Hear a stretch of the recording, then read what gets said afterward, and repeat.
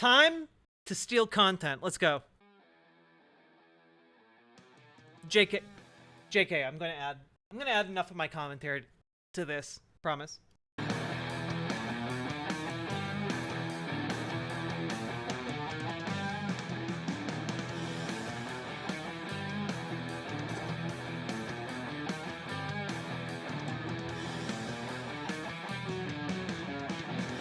Hello. As we all know, this is the last episode where Hasan and Ethan were friends. Just look at the title. Hasan is leaving leftovers. They're gonna fight. This is the part where Ethan Klein punches Hasan directly in the face. Let's go. Are all domestic terrorists. Ugly intro, IMO. Well, frankly, that's kind of part of the aesthetic of the show. That's right. Ladies and gentlemen. Okay, also, this isn't a real studio. I'm pretty sure this is all green screen. We are all domestic terrorists. And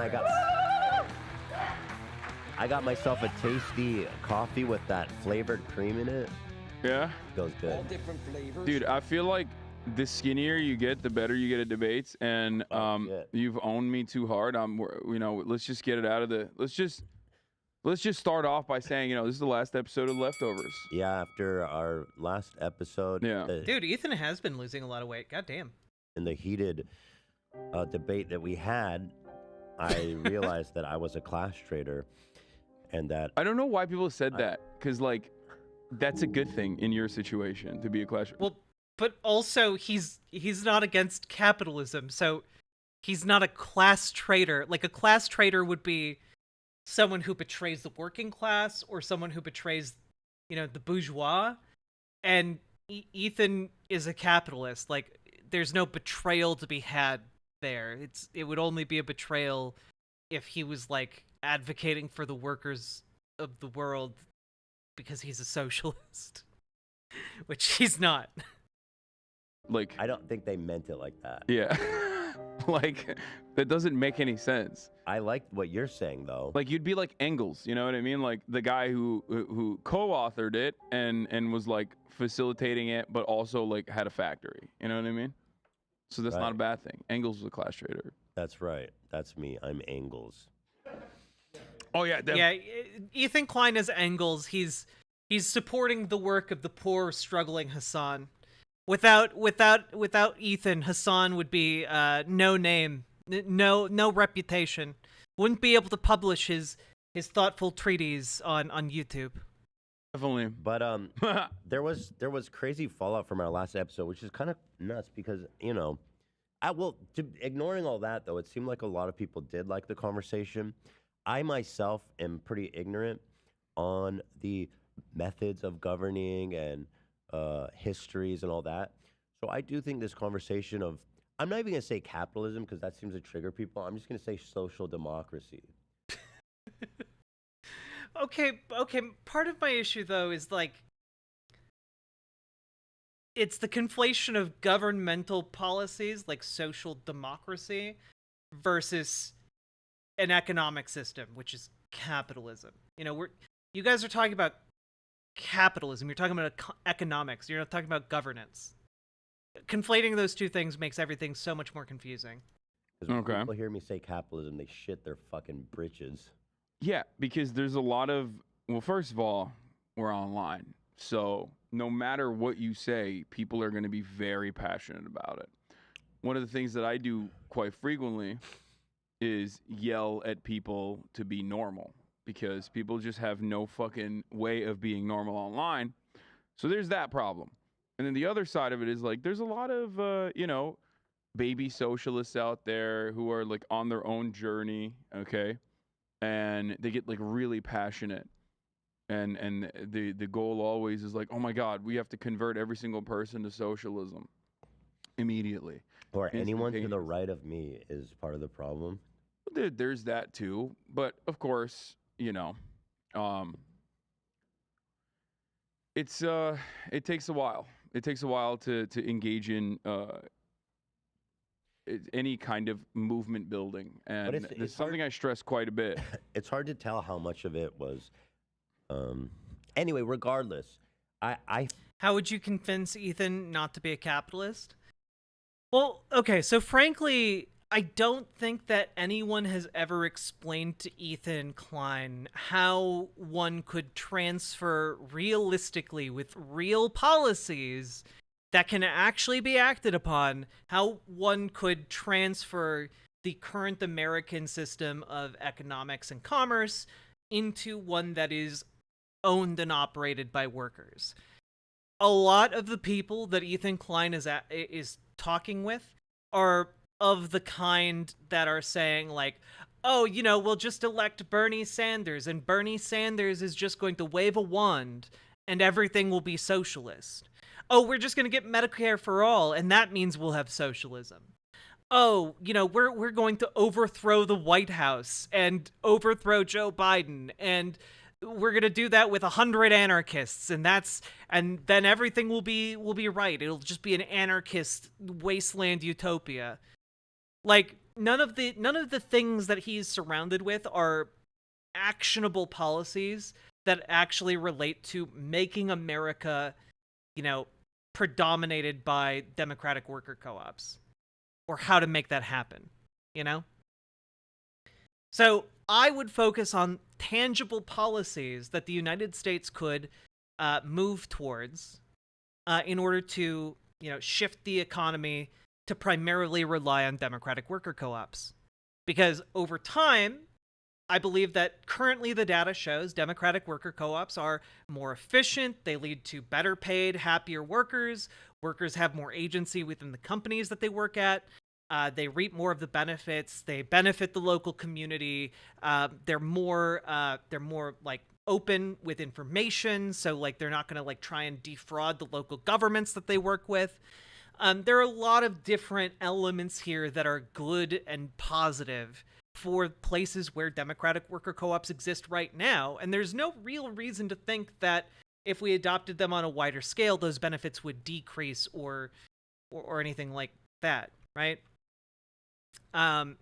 So I think that we could talk once we talked about that. Once like I could like have some studies in my back pocket on democratic worker co-ops.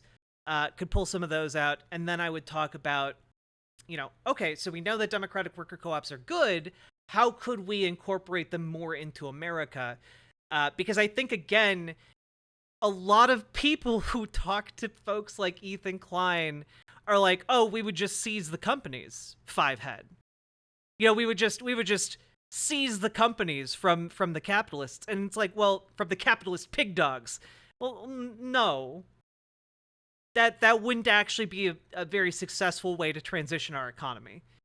And frankly, would we want to live in an authoritarian state where the government could do that at any given time? I don't know. I don't know that we want the government to have that power. That being said, there are other ways we can do it, right? We can have investment into that particular model of business. We can have, the plan actually Bernie Sanders proposed several years ago about, when a company fails, when a prominent company needs is thinking about selling itself to some other entity, like a private equity firm or something. They first have to offer the company to the workers at a fair price, give the workers the chance to buy the company and then run it collectively. I think having policies like this, like policies at the top and policies at the bottom, over time would transition the economy, kind of like a vice. A big issue is so many people were individually attacking Ethan because of how his podcast is organized. I mean, I haven't seen the attacks on Ethan. All I know is that a lot of the people in the online left, and there is a large number of people in Hasan's community who fall into this category, do not have fleshed out ways of actually talking about how to transition to a primarily worker-driven society. And there are ways we can do it, but those ways are not things that are generally actually talked about, So talking a bit about what socialism is, why I think democratic co-ops are kind of the vehicle for socialism in America, and then the policies we could pursue and enact that would get us to kind of that better future. And like we can, I in the long term believe in a lot of like communist ideas. I just don't label myself a communist because I don't really have policy proposals to abolish the commodity form. Like I don't have policies about how to abolish the state. But I do know how we could potentially reorganize our economy, and that could be really, really good. So I focus primarily on that. And I figure as we move towards that project and then reduce the coercive power of capital with universal programs like healthcare, like Medicare for all, like, free college education, stuff like that. As we move forward into the future, like addressing or reducing the need for money the way we have it now could be more possible in the future. I just don't think I or many other people on the planet can really conceptualize what a moneyless society would look like with like modern logistical needs and systems and commerce. And I think even less I think people can even less imagine what a stateless society would look like. So let's just seek to address capital right at the root, which is ownership of the means of production. Let's address that, and we'll figure out the other details later.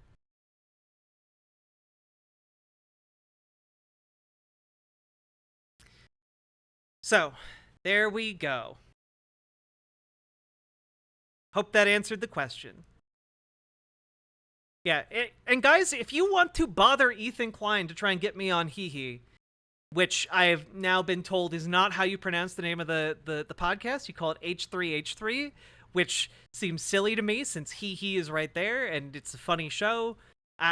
It seemed like Hee would work, but if you guys want to send that clip to Ethan and bug him to get me on the show, by all means, go for it.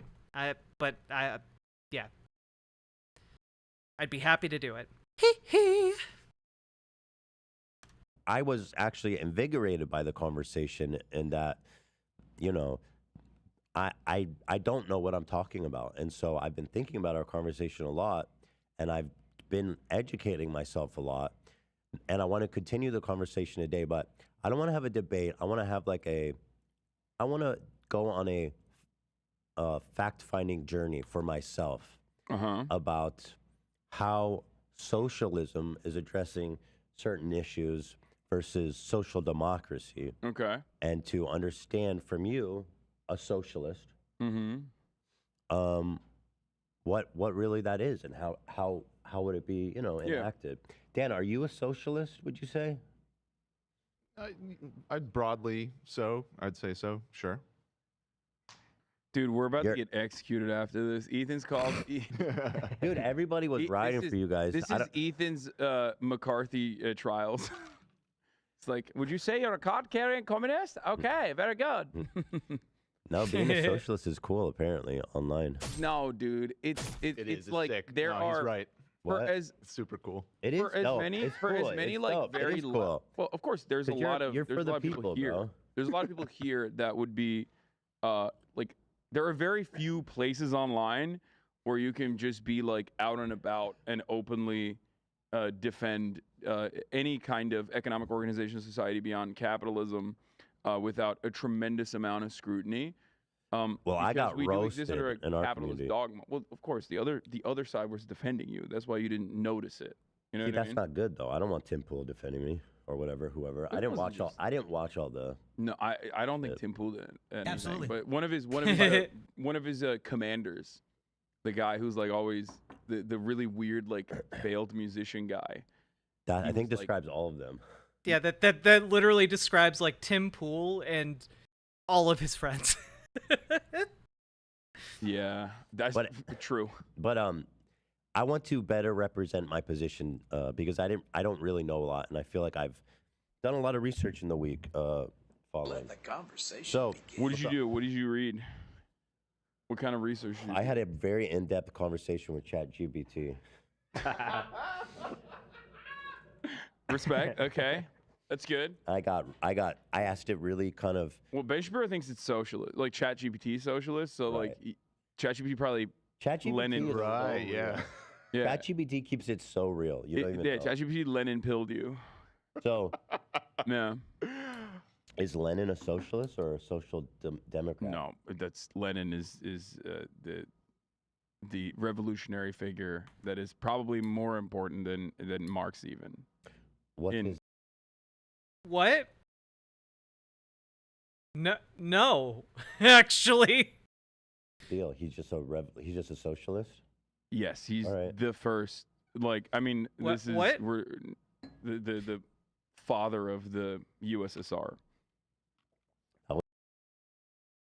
Guys, you don't have to die on the hill of defending Lenin. You really don't. To be fair, out of Lenin or Stalin, at least Lenin would be more defensible than Stalin. But like, you don't even have to go down that road, really. That was a nice legacy to have. Could have been. I'm just kidding. I'm sorry. I should've- I'm gonna start No. already. You're no. There's nothing. I don't think it's that controversial to say that like. Yeah, I mean USSR, or well, Joseph Stalin was basically. Right. Whatever. That's not what I want to get into right now. Stalin definitely had a lot of issues. I will admit. First, What the hell, man? Stalin had a lot of issues, like marrying a 14-year, or sorry, having sex with a 14-year-old girl, and also the mass purges, and also the Holodomor. Like, I mean, I'm glad he'll admit that doing some genocides is probably not good. I want to say that I promote my shit all the time on the show, so now I want to give Hasan a shout out. There's no reason to promote it. It's already all sold out. Oh, it is? Yeah. Good for you. New ideology drop, immediately sold out. Kind of annoying that it sold out so quick, but I'm sorry, except for the hoodie that I'm wearing currently. That's it. Which one is that? This one? Haas anger management one.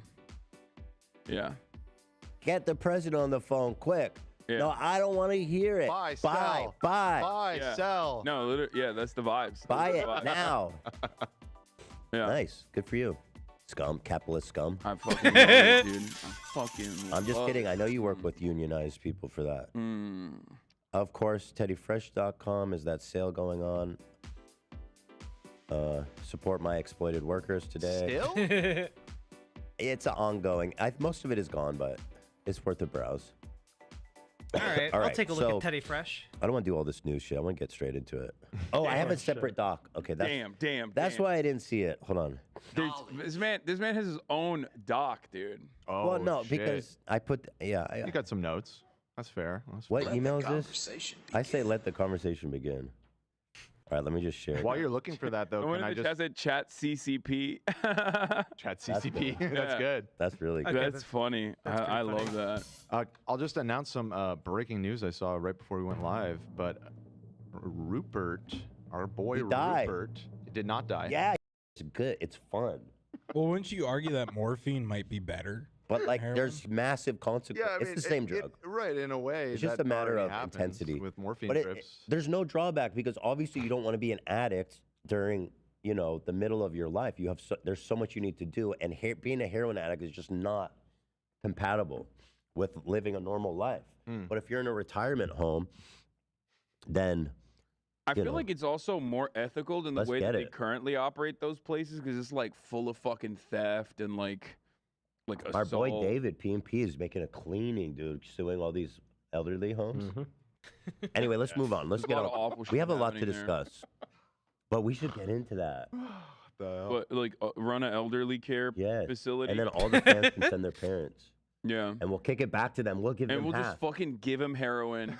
And then the goal Base. is we take Kill them half of the fat. inheritance. We take half of the inheritance and then the other half goes to the children. It goes back to Interesting. them because Yeah. they weren't going to get that money. And that way it doesn't even get hit by the estate tax because we already fucking taxed them. Pound it. Boom. Genius shit. All right, first I want to make this People say clear. capitalism is not innovative, but we just innovated under capitalism. I agree. So fucking true. That's the entrepreneurial spirit. Based. I agree. Yeah, this is some dude. By the way, Gary Vee is gonna do this. Hey, little morphine, Annie. Yo, I've got a great idea. Let's make What? NFT critters out of your dead grandparents, you guys. Bro, you know, yeah, I saw like Okay, where's the conversation start though? social democracy is still capitalist. True. With serious, severe market regulations, right? Mm-hmm. Some forms of viable social democracies you can point to right now is places like Norway, an example I use regularly. The issue is twofold. One, social democracies don't address some of the domestic problems because when there's still capital accumulation, So which domestic problems? domestic problems such as labor issues, homelessness, like there's no way to fully eradicate that because the inherent class contradiction between the owner class and the labor class I still feel like exists. that's an assumption. I don't know that that's true. That there's just going to be, there's not going to be homelessness in Well- socialism, but there will in social. Well, so again, this is why I think we need to really get down to the basics of who owns and operates capital. You know, if you get bogged down, and we talked about this when we were covering the Benny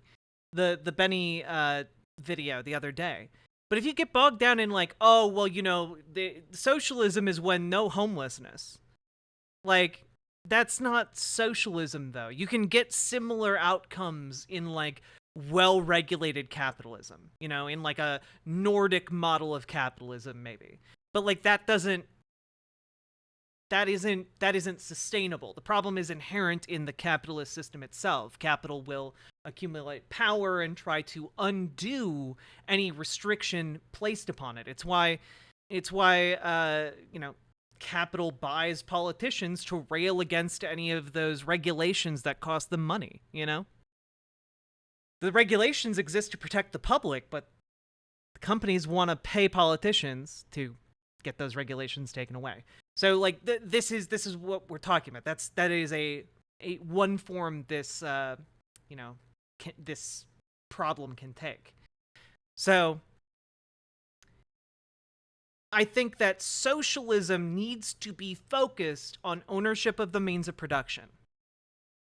From there, you can spiral outwards and talk about the need to lessen the coercive power of capital by providing universalized programs, decommodification of certain aspects of society, things like that. But you have to center it on the labor, because that is fundamentally what this is all about. Social democracy? Well, the idea is that completely abolishing the profit motive in certain commodities like housing, for example, will address that problem because then you're making housing specifically for need rather than so you can make money off of existing units. Right, but there'd be government housing, like for example, I think that exists in Sweden. Yeah. Where if you're plenty of homeless, places. what? Yeah, it exists everywhere. So that's what I'm saying. There's not a profit motive. There's a humanitarian effort to house the people that need homes. And Sorry, he was eating a napkin. so I don't know what you mean that there's homelessness won't exist in socialism, but Oh, she's eating all your tissues. oh, nasty. Oh yeah, she's eating all your tissues. Sorry. That's gross. Dog. Girl, Yeah, shame on you. yeah. She being a nasty girl today. Better used to do that. She being a real freak. Sorry. What Like, were you what's the saying? homelessness in Sweden? That just as a, I mean, Oh, gotta before be we look really at those low. numbers, something to consider, something to remember always is that homelessness is tracked very differently in different countries. okay. So like those numbers will always be, those numbers can be very different. Like you could think like, oh, it's so much worse. Like rape statistics in Sweden. If you look at that, I think Let's Love say- can attest to this too. You'd be like, whoa, what the fuck? It's crazy out there. People are raping like crazy, and it's because they have a different methodology for tracking rape. Like each individual act of sexual assault is tracked as like is written up as like one So individual then act. the actual number then isn't that important. But we acknowledge that in a social democracy that's run ideally, the homeless and whoever else needs a home for whatever reason would be provided one. So I don't understand what socialism does better in that case. at the end of the day, these countries, the social democracies that we were talking about, still have a lot of wealthy individuals, a lot of people who are making money off of finance capital and capitalism in general. And their interests are always going to be to further erode the welfare state as best as they possibly can. True. In an effort to claw back all of those areas that they could still technically You're privatize. putting that on them, but that's not. If you have a strong social democracy, that wouldn't be possible. Well, my question to you would be: if everybody's provided for in the society adequately and fairly, then what? Why do you care how much money somebody has? Because, well, first of all, I don't, but the real reason is not necessarily money, but more so how people make their money. And how people make their money being through capital accumulation is always going to work to erode this nation, the social democratic state that you're mentioning. And the example I will use is Europe. Because, like, if you look at European social democratic reforms throughout history, things that a lot of people take for granted, even the NHS in the UK, for example, is not immediately privatized, obviously, but it is crippled under conservative administrations deliberately, specifically so that they can inevitably privatize certain aspects of it. It's kind of like how the same... Yeah, a good example of this would be the U.S. Postal Service. Republicans for a long time have wanted to essentially destroy the U.S. Post Office and replace, like, basically turn it over to, like, FedEx or UPS, you know? Same neoliberal reforms under the Reagan era wanted to openly starve the beast, the American government, which is why Americans no longer have any sort of confidence in the government to do any kind of social amenities, any kind of offerings, right? Like, you understand, you and I, we both are in the highest tax bracket. We live in Los Angeles, California. We pay a fuck ton of taxes. We pay like European taxes, right? Yeah. And the reality is we both recognize that those taxes don't necessarily go to the places that we would love for them to be spent on. Definitely. Roads, schools, libraries. But what's that have to do with social democracy? That, like, my utopian social democracy? Well, because all that money in this, situation, it does go to those places. Because America is still a capitalist nation, just like all of these other countries are. Yeah. And in a capitalist nation, you are always going to have the influence of capital. Well, let me ask you this then. Okay. In a socialist nation, on the other flip of the coin, wouldn't you also have a similar movement of people, a party of people wanting to move towards capitalism? There will always be, yes, people so what's who are the difference? counter-revolutionary. See, this, I think, this question is worth Ethan asking. But I think if you are divorcing this from, like, worker ownership and the benefits that worker ownership provides, then it's a lot harder to adequately answer this, I think, to someone like Ethan's satisfaction, you know? Revolutionary. Well, not just that. I mean, there's a move, because capitalism, social democracy, there's a certain level of individualism that you don't have with socialism, perhaps I would say.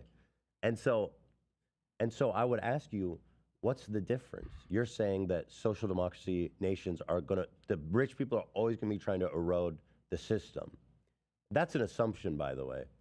Well, it's not an assumption necessarily as it's just not descriptive in comparison to, like, it's descriptive if you look at how it has played itself out in Europe, where we. And you're right. I agree. That's what they'll be doing. So I'm not even going to argue. Even America had a lot of social democratic principles in the New Deal. I'm not even going to argue that. But I do think that in a socialist country, like I said, there's going to be a sizable amount of people moving towards capitalism. So what's the difference? I don't know if it'll be as sizable, and they're also because, like, here's the thing, right? If you are able to talk about the benefits of socialism, if you are able to adequately, like, talk about it, you can just reply that over time people would infinitely prefer to be paid both more and also have better benefits, have better, like, local stability, and also have more agency in making decisions at their workplace. You know, like, those are all things that make sense for people to want. And over time, it would be a harder case to make for private corporations that are just going to suck up a ton of money for someone at the top who isn't doing nearly as much work as everyone else. Also, always has to be a state mechanism of control, which exists in neoliberal capitalism as well. And this is actually an area where I very much diverge from other socialists, I would say, or even more orthodox Marxists. That I believe the neoliberal mechanisms of control, specifically, it's just, how do I describe it? Free market. Markets are better than the government at dealing with everything. Okay. So I think that there is two different, as reductive as possible, there's two different types of control. Control is always going to happen. This is what the state is there to do, right? Under liberal capitalist democracies in the West, you have a neoliberal mechanism of control that dulls the masses through commodities, gives you the false notion of choice. Again, I don't think Hasan's rhetoric here is particularly effective for someone like Ethan who just wants to know, like, on, like, down to brass tacks, how will this work? You feel like you have 32 different brands of Oreos, even though they're like owned by 3 companies that price fix, right? And they basically control all matter of commodities, and those markets are completely captured. But there's this idea that there are, this endless, boundless amount of choices that you can choose from. On the other side, the more authoritarian mechanisms of control, which have existed What's your opinion? I like the neoliberal one. I think that even in a socialist state, you should still very much give the people the false notion of choice and make it feel like they have a say in the process while doing the bidding of, I mean, it's a pretty cynical worldview, but I think that, that's what states are supposed to do. Let me ask you this. And that will create a structure where there are significantly less people who are like, I hate the system right now. I don't feel happy. I don't feel good in the system that I exist under. So I should, do counter-revolutionary capitalist reforms. Well, and likewise, I don't think there's that many people in Sweden or Norway who are saying, no, we need to move to a pure socialist because everybody there is provided for. I don't think there's a large. I'm speaking at a No, turn you're here. So this is just incorrect. But part of that reason is the strong unionization that happened in Sweden and Norway. Workers have the ability, albeit in a more sideways and less direct way, to, have better, pay and conditions at their workplaces. However, they still have the problem, and again, we talked about it earlier. They have the problem that a lion is still a lion. If you take it into your house and you train it to not be a lion, it's still going to be a lion. And capitalism is still going to do what capitalism does, even if you take it into your home and you treat it real nice. Even if you take it into your home and you treat it real nice, it's still going to try and kill you to make a profit, because that's what capitalism does. And the Nordic countries have been seeing a lot of lobbying from private corporations that want to take away a lot of the rights of unions, that want to take away the government regulations, the things that keep, the economic, vaguely socialistic society they're living in working. That's all stuff that capitalism is constantly trying to take away from those countries. Absolutely right. You're actually 100% correct. So like some Orthodox Marxists actually hate the welfare state for this reason, because the welfare state is a continuation of capitalism by offering certain amenities. Seems like the liberal capitalism has thrived and has created a structure where, like, the inherent contradictions that exist under capitalism that I think everyone would agree with, including yourself, those inherent contradictions become a little bit more muddied, and they never end up getting to a point where they converge and capitalism erodes into some socialist formation. Let me be, I guess, more specific. If you're in a socialist country, is there one party or multiple parties?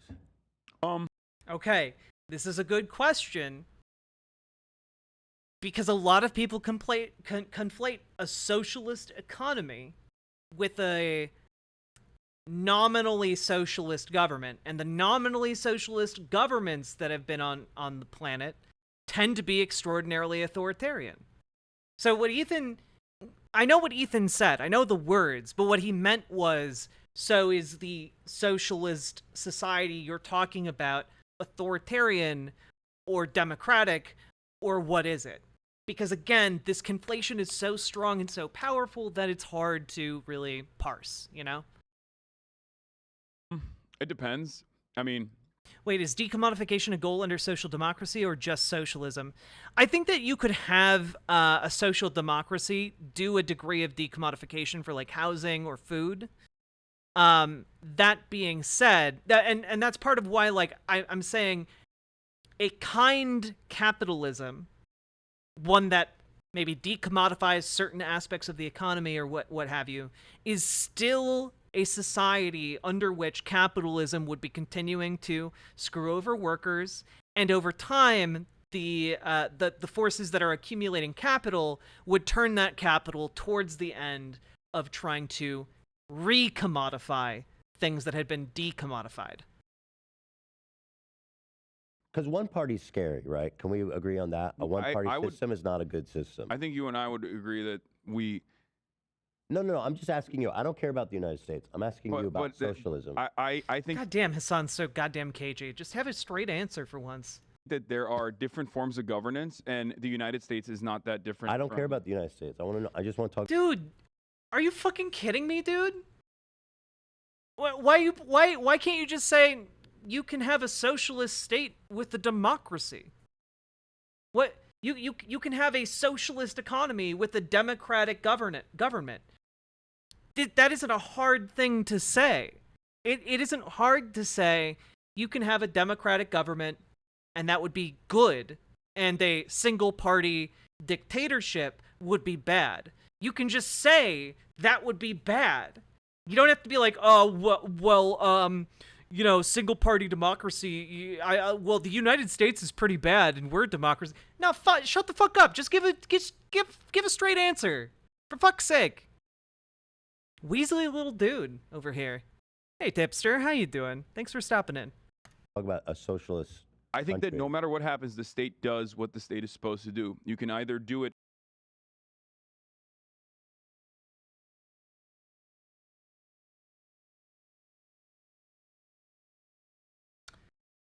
What? No matter what happens, the state does what the state is supposed to do? That doesn't mean anything. That doesn't mean anything. No matter what happens, you know, the state does what it's supposed to do. Well, what it's supposed to do varies depending on what type of state it is, what type of government it is. You know, in a democracy that is prioritizing ensuring fair and free elections, well, then what the state is supposed to do is ensure fair and free elections, and that would be good. But if a state is an authoritarian dictatorship, then the state just cares about consolidating power behind its authoritarian dictator. And that's what the state is supposed to do, given that that's what the state is in an authoritarian dictatorship. So it matters what type of government you're talking about. Why is he such a spineless weirdo on this topic? At the behest of your citizens, because you genuinely, earnestly believe that, like, that is the best possible way of developing a society, or you do it at the behest of capital owners and capitalism. So you're saying you don't think it matters if there's one party or... I don't think it matters as far as I care about direct democratic participation in local in local one-party positions. systems with socialism or communism has pretty much always been a catastrophe, Yeah. like a humanitarian disaster. No, I agree with that. There's just so much risk in having one party. I agree with that. I think that a multi-party system is obviously going to be better. My point is that it doesn't even matter if you have a parliament. Then why can't you just say that at the beginning, dude? You waffle around for like 2 minutes before you say something like that. Why? Just say what you mean. It doesn't even matter if you have a multi-party system. The changes that are being made in one direction or the other are oftentimes incredibly marginal. And the differences are not born out of like the party disagreements. The differences are born out of like genuine material conflict, like even including like the Civil War. It's never like the kindness of people's or like one party of individuals being like, we are kind, we want to do good things, and the other side is bad and they want to do bad things. So what I want to say was this then. What? If you're in a socialist country with multiple parties, and one of the parties is a capitalist party, which would surely exist. Yeah. What would you do if that party started gaining momentum? And it was clearly like people wanted that route. They wanted that route. Yeah. So what do you do? I think I would do what America has done, not to the same degree. Which is what? Not to the same degree as like McCarthyist trials or anything like that. But I would offer additional amenities to ensure that people are comfortable and happy, because I feel like But what do you do if they're like, nah, fuck that, we're doing capitalism? Well, if everything is given to you. See, by the way, when I talk about democratic worker co-ops, right? When I talk about democratic worker co-ops, one of the things and one of the reasons I talk about the research that's been done on democratic worker co-ops is so that we have a rebuttal to that question. Rebuttal is not the right word, but so we have an answer to that question. Right? Because if you, in a society of that's predominantly democratic worker co-ops, you can have people who are like, fuck this, I'm going to make my privately owned company. And that's fine.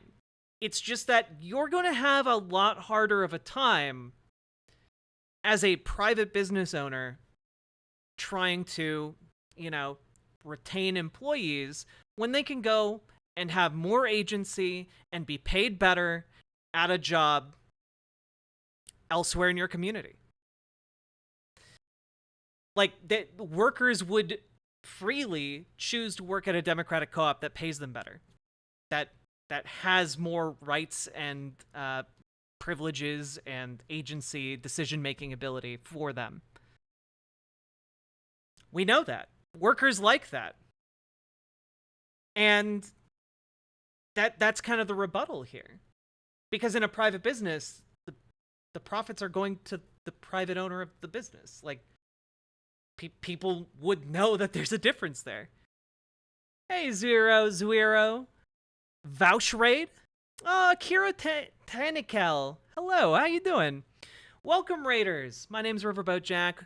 We are going over this insanely frustrating H3H3 podcast. You look so pretty. That's because I'm moisturized. And also have a lot of buttons undone on my shirt. That tends to bamboozle a lot of you. Hello, everybody! My name's Riverboat Jack. I talk about the news and politics. Hit the follow button, you fuckers. And also consider coming over to riverboat.gg and come over to YouTube and hit the subscribe button and the like button. All that stuff really helps me out.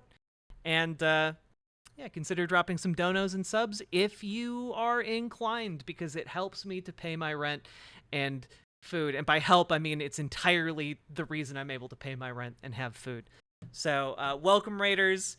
Buckle yourselves in, because we are only 30 minutes into this death march of a podcast. Here we go.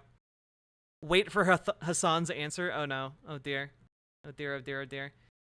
Also, Vouch offliners, just come over to riverboat.gg, you silly gooses. We got a bunch of fun folks over here, including a bunch of VGG offliners. So get on over here, you silly billies.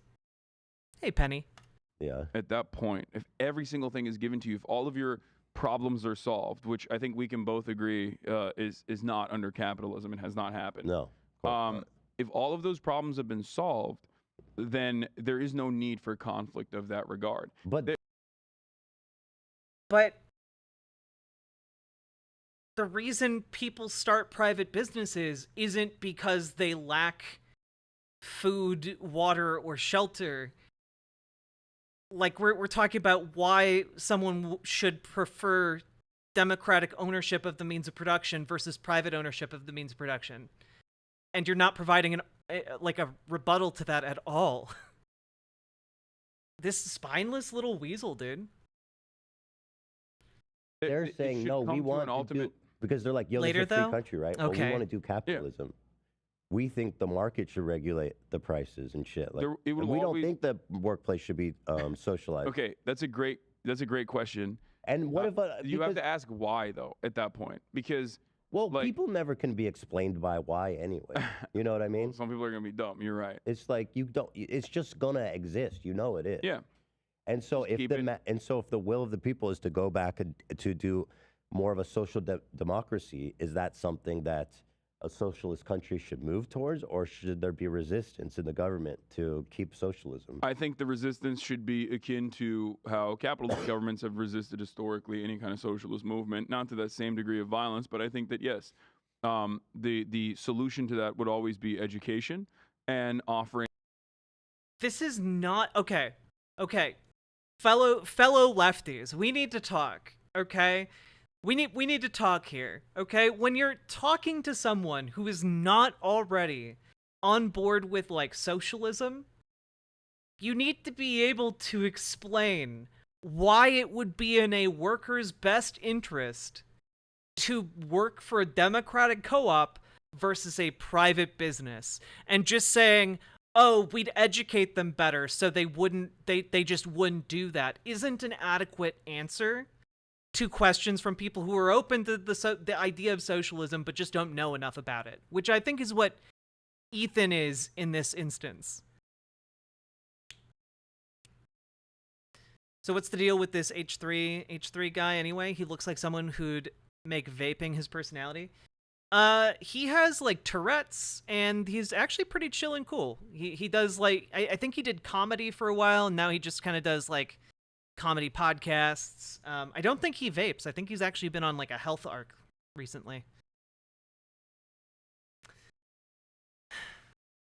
I shall instead, through 23 terminally online niche lefty terminology at them, consecutively discombobulate.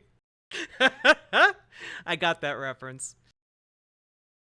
So don't say a one-party state should just educate away. Yeah, no. Yeah, the solution to, this conversation conundrum shouldn't be one-party states are fine and we'll just re-educate the capitalists.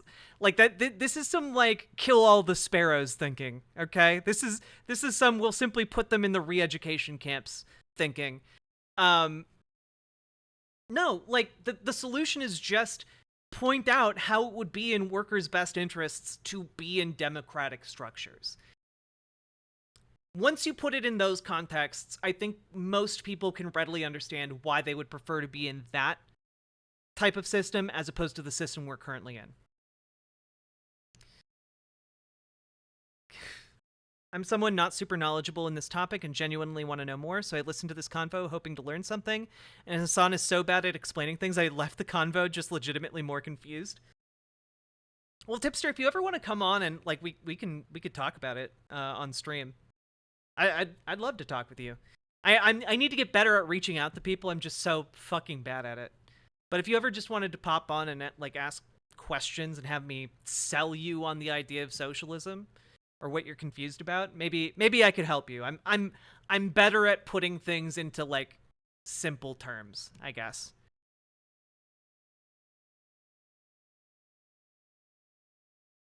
Bring more Re-education? Yeah, Ethan picked that up. And again, Hasan's answer here is just so dog shit. I can't believe the conversation goes on as long as it does. Education, certainly, yeah. I know that's like a Let's put trigger them in word. camps.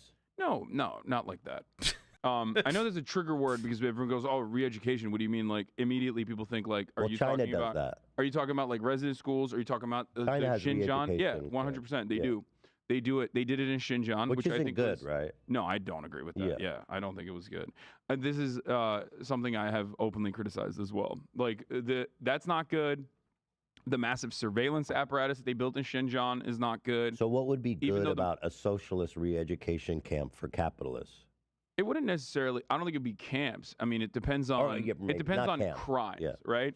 Like, are people committing crimes at the behest of this? Because if there's a socialist state and someone is doing like white terror, let's say, or someone is doing Stealing South wages. Korean style, purges of communists, which has happened historically in every country that America is aligned with, because they were anti-communist, where they've launched, military dictatorships, whether we recognize it or not. Those things have happened, right? So in a situation like that, Yeah, no problem, tipster. Like I'm not like the smartest person when it comes to socialism, but I can at least articulate the basic concepts and like basic policy proposals that I think could get us, to a predominantly worker-oriented economy. I think if there's any kind of like terrorism happening, Sure, yeah. If there's violence, then yes, that's I obvious. I do think that there should be an enforcement mechanism, and in that enforcement mechanism, I think like rehabilitation, which would include re-education as well, would probably be a lot better than like, a prison structure where they have slaves. What do you think a re-education system in the state you are proposing, hypothetically? You like he could be proposing like a much better society, and his response is just like, look, the prison system could also incorporate some re-education. And it's just like, well, why would it? Why is this your proposal? You could be proposing so many better policies. Slavery, Why? like in the Why United die on States this of hill? America. I'm still a little bit confused about the ideal mechanism of a socialist country, whereas where people still have individual freedoms to like form, to assemble, and can also be like, yeah, I'm a capitalist, so what? And we're trying to grow our movement. I don't Off topic, but do you have any knowledge of Bulgarian folk music? None whatsoever, First Frog. But also welcome. understand The she, her army organization of a grows. socialist free country, because it seems to me to have a socialist country, there needs to be some amount of dampening of rights, Well, because like for what I yes said. and no, because my point is always the same. It's that this is a constant. This is consistent. What you're describing is consistent with the American formation. It's consistent with capitalism. It's just a reality that will always exist. Mhm. Violence, and who gets to do violence, is an inherent part of politics, because politics is, True. at the end of the day, a distribution of resources and a distribution of violence. Who gets to have what resources and who doesn't have the resources as a consequence of that. And if they do something to get those resources, what the state will be able to do. The state has a monopoly on violence across the board, no matter what happens, right? True. I'm not an anarchist.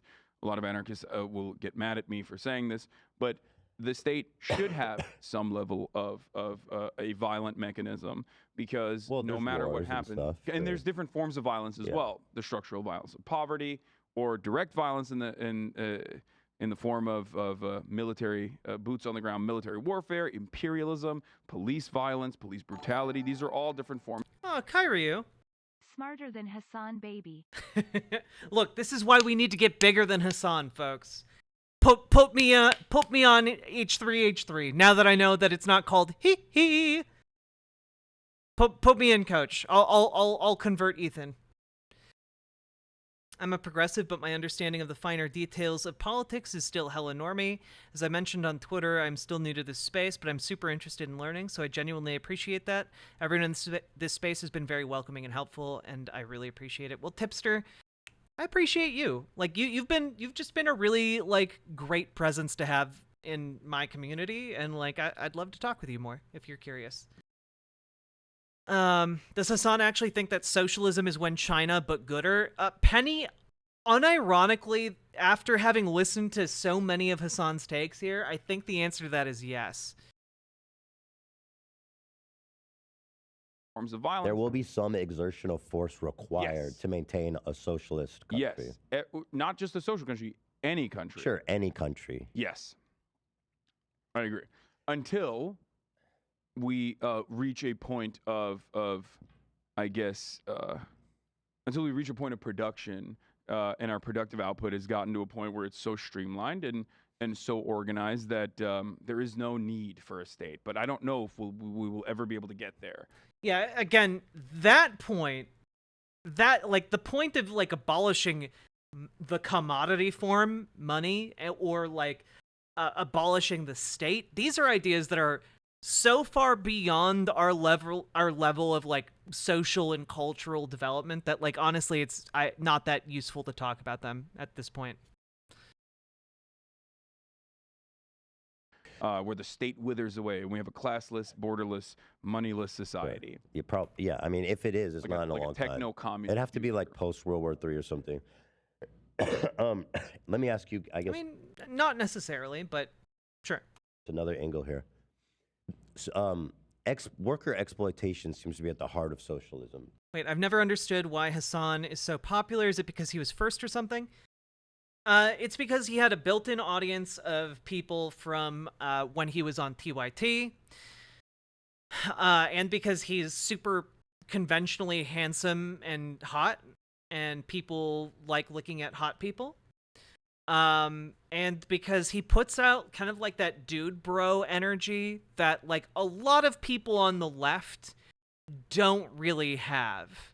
You know, we don't have a ton of those dude bro like college frat guys who are actually interested in talking about like socialist or left-leaning positions, you know? Yeah, he reaches the coveted himbo demographic. And yeah, he gained a lot of mainstream appeal because he also just does like content that appeals to normal, non-politically brain-poisoned people like me. Being good looking is, you know, if you're gonna get into making videos, I recommend being good looking. It helps. Though I feel like as like a trans person, I feel like I'm always trying to fight to try and get into like the category of like looking hot enough to bring in normies. And today I just clearly didn't try that hard, but you know what? That's fine. He does, yeah. But the normie content it works. You know, if you can incorporate normie content to kind of like honeypot your your viewers into politics, I'm all for that. It's actually pretty effective and good. Should raid Middlebury College. Nani? And communism. Yes. And so I want to ask you this question. If an employee is fairly compensated, and by fairly I mean that factors like work, compensation, you know, they're being paid well beyond the means of living. They can afford comfortable housing, food, pleasure, vacation, savings, all the things people would want to do with money. Again, this type of question is exactly why you need to have a response to why workers would want to choose socialism in the face of kind, restrained capitalism. If they're provided in all those ways that we see as important, is that still exploitation? In the Marxian sense, yes. In the capitalist sense, no. Capitalism is seen. Mark, when you say Marxism, you're talking about socialism. Yes, right? yes, yes. Okay. So, in the Marxist perspective, under Marxian economics, Marxist theory, exploitation is not a good or bad thing. It is just a thing that happens. Okay. And it goes back to something I've described many, many times over, which is that there are two classes. There is the labor class, the wage laborers, the proletariat, and the bourgeois class, the capital owning class, right? And these two classes have two inherently contradictory interests. You've worked jobs when you had a boss and someone was paying you, and you have been a boss, so you have gone through both of these stages. So as someone who worked in a job as a wage laborer, as a W-2 employer, 1099 contractor, you wanted to work the least amount of hours for the most amount of pay. That's understandable. That's like perfectly reasonable, right? Yeah. Like you want more money and you want to work less hours. You want to have more freedom. Your boss, on the other hand, wants you to work the most amount of hours for the least amount of pay. like that they can get away with. Yeah. So this inherent contradiction is at the heart of capitalism and is how commodities are produced under a capitalist mode of production. Now, when you have this imbalance, those who do have capital end up always being able to pay you much less than your actual output. So that is what's happening now. Yes. My question is, in a situation, as I outlined, where the employees are fairly provided for, which I outlined before, is that when I say exploitation, I mean, like, I think that also has a vernacular, like when the ruling class is committing some kind of harm or injustice on their workers. No, it's beyond that. You could be paying your employees fairly and still engage in the act of exploitation. So then, because Okay, so that's this is part of the problem, right? Hasan needs to be able to articulate kind of the origin of profit as a concept. Like, profit is derived from using, the labor that people make. You use the labor, and instead of paying them the full value of what those people produce, you pay them a wage. The wage is less than the value of what they produced, right? Now, that would still be true in a like a democratically run society where like your businesses are democratic worker co-ops. That might still be true to a degree. However, there is an incentive structure there within the democratic process of democratic worker co-ops to try and bring that number as close to the full value of what they produce as possible, right? So, like, you can imagine a situation where someone that worked at a democratic worker co-op, like, worked there for, like, 30 years, they might make, the company structure might provide for, like, oh, you worked here for X amount of time, you make slightly more money than everybody else. I think that would be fair. But each democratic worker co-op, much like every private business right now, is going to arrive at how they decide wages in a different way. However, in a private business, the incentive of private business owners is to pay as low of a wage as possible. It's the reversed priority. In a democratic worker co-op, there are systems in place to raise the employee wages as high as possible.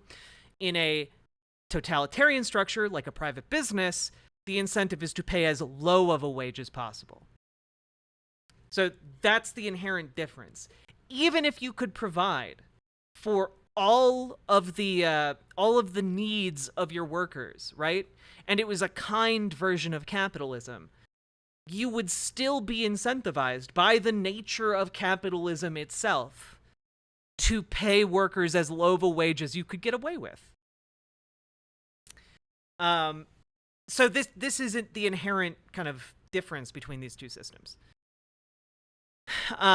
And additionally, like, yeah, it might not be that bad for a worker to be paid like a decent wage in a society that has a bunch of universalized systems that takes care of them.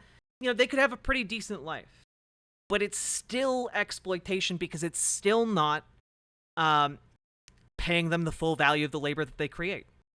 And again, I'm not sure that we can ever reach parity with that, like just on the nature of just like how human beings interact with the world. However, we can set up systems that try to reach that parity, even if it's not possible to 100% reach it. What is the game on screen? This is a roguelike called Battle Brothers. because I don't want From to a get caught up on market that because you're saying exploitation is neutral. By Wait, did my explanation make sense, chat? Also, hello, Crush Dupe. How you doing? Folks, if we get 10 more follows, by the way, we will hit 9,200 follows on Twitch, and I would really, really like that to happen.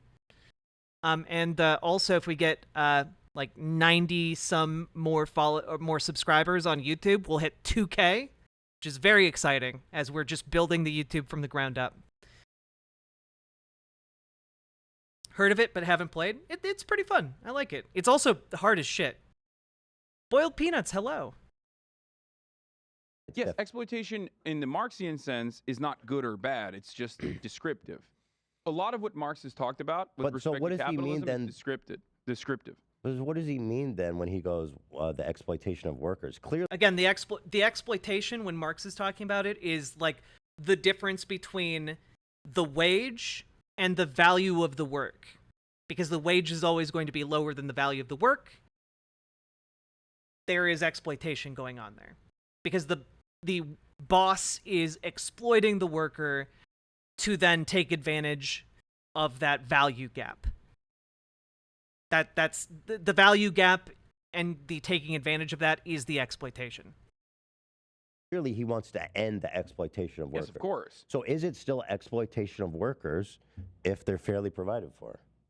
Yes, It is. because the fairness in this regard is not met on the metrics of like living standards, but instead on the metrics of what their output is. So when and this gets into the labor theory of value. Excuse right? me, goddamn. The labor theory of value, which is different than marginal utility, which is what we use currently when we ascribe when we say this is this much, like something is this valuable, right?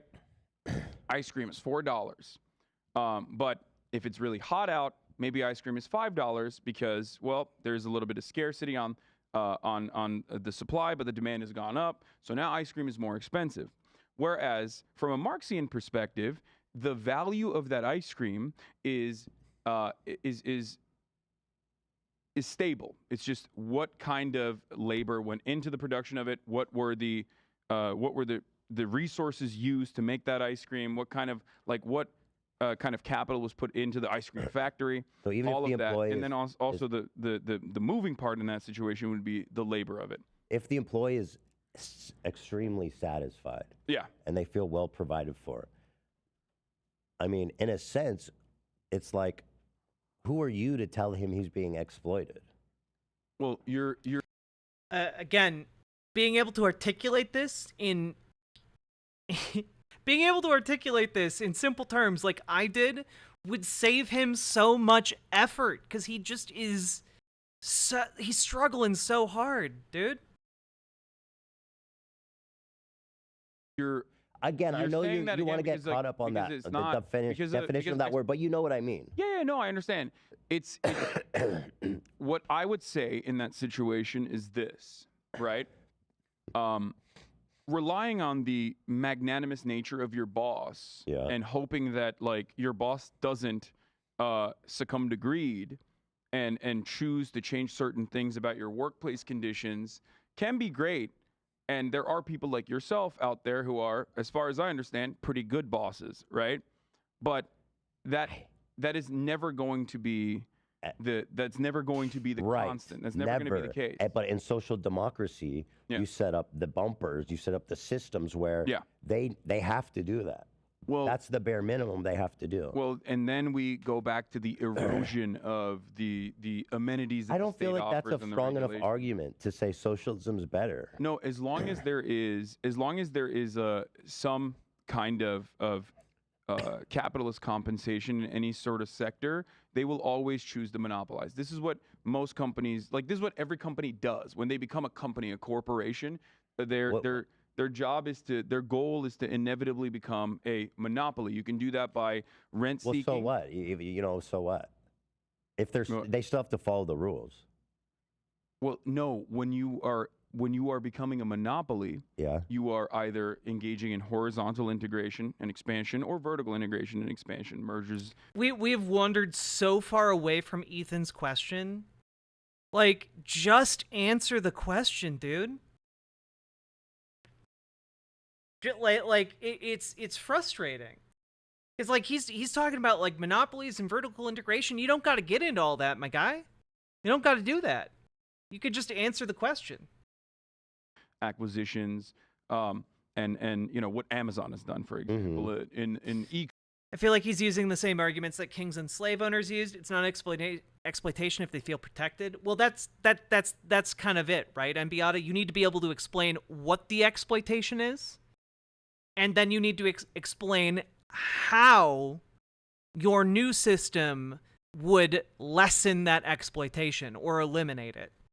In this case, I'm not sure if there is a way in like complex, you know, logistical systems and worlds like the one we live in to completely eliminate it, but we can set up systems that are designed to get us as close as possible to eliminating that, you know? This has been a criticism of Hasan for years.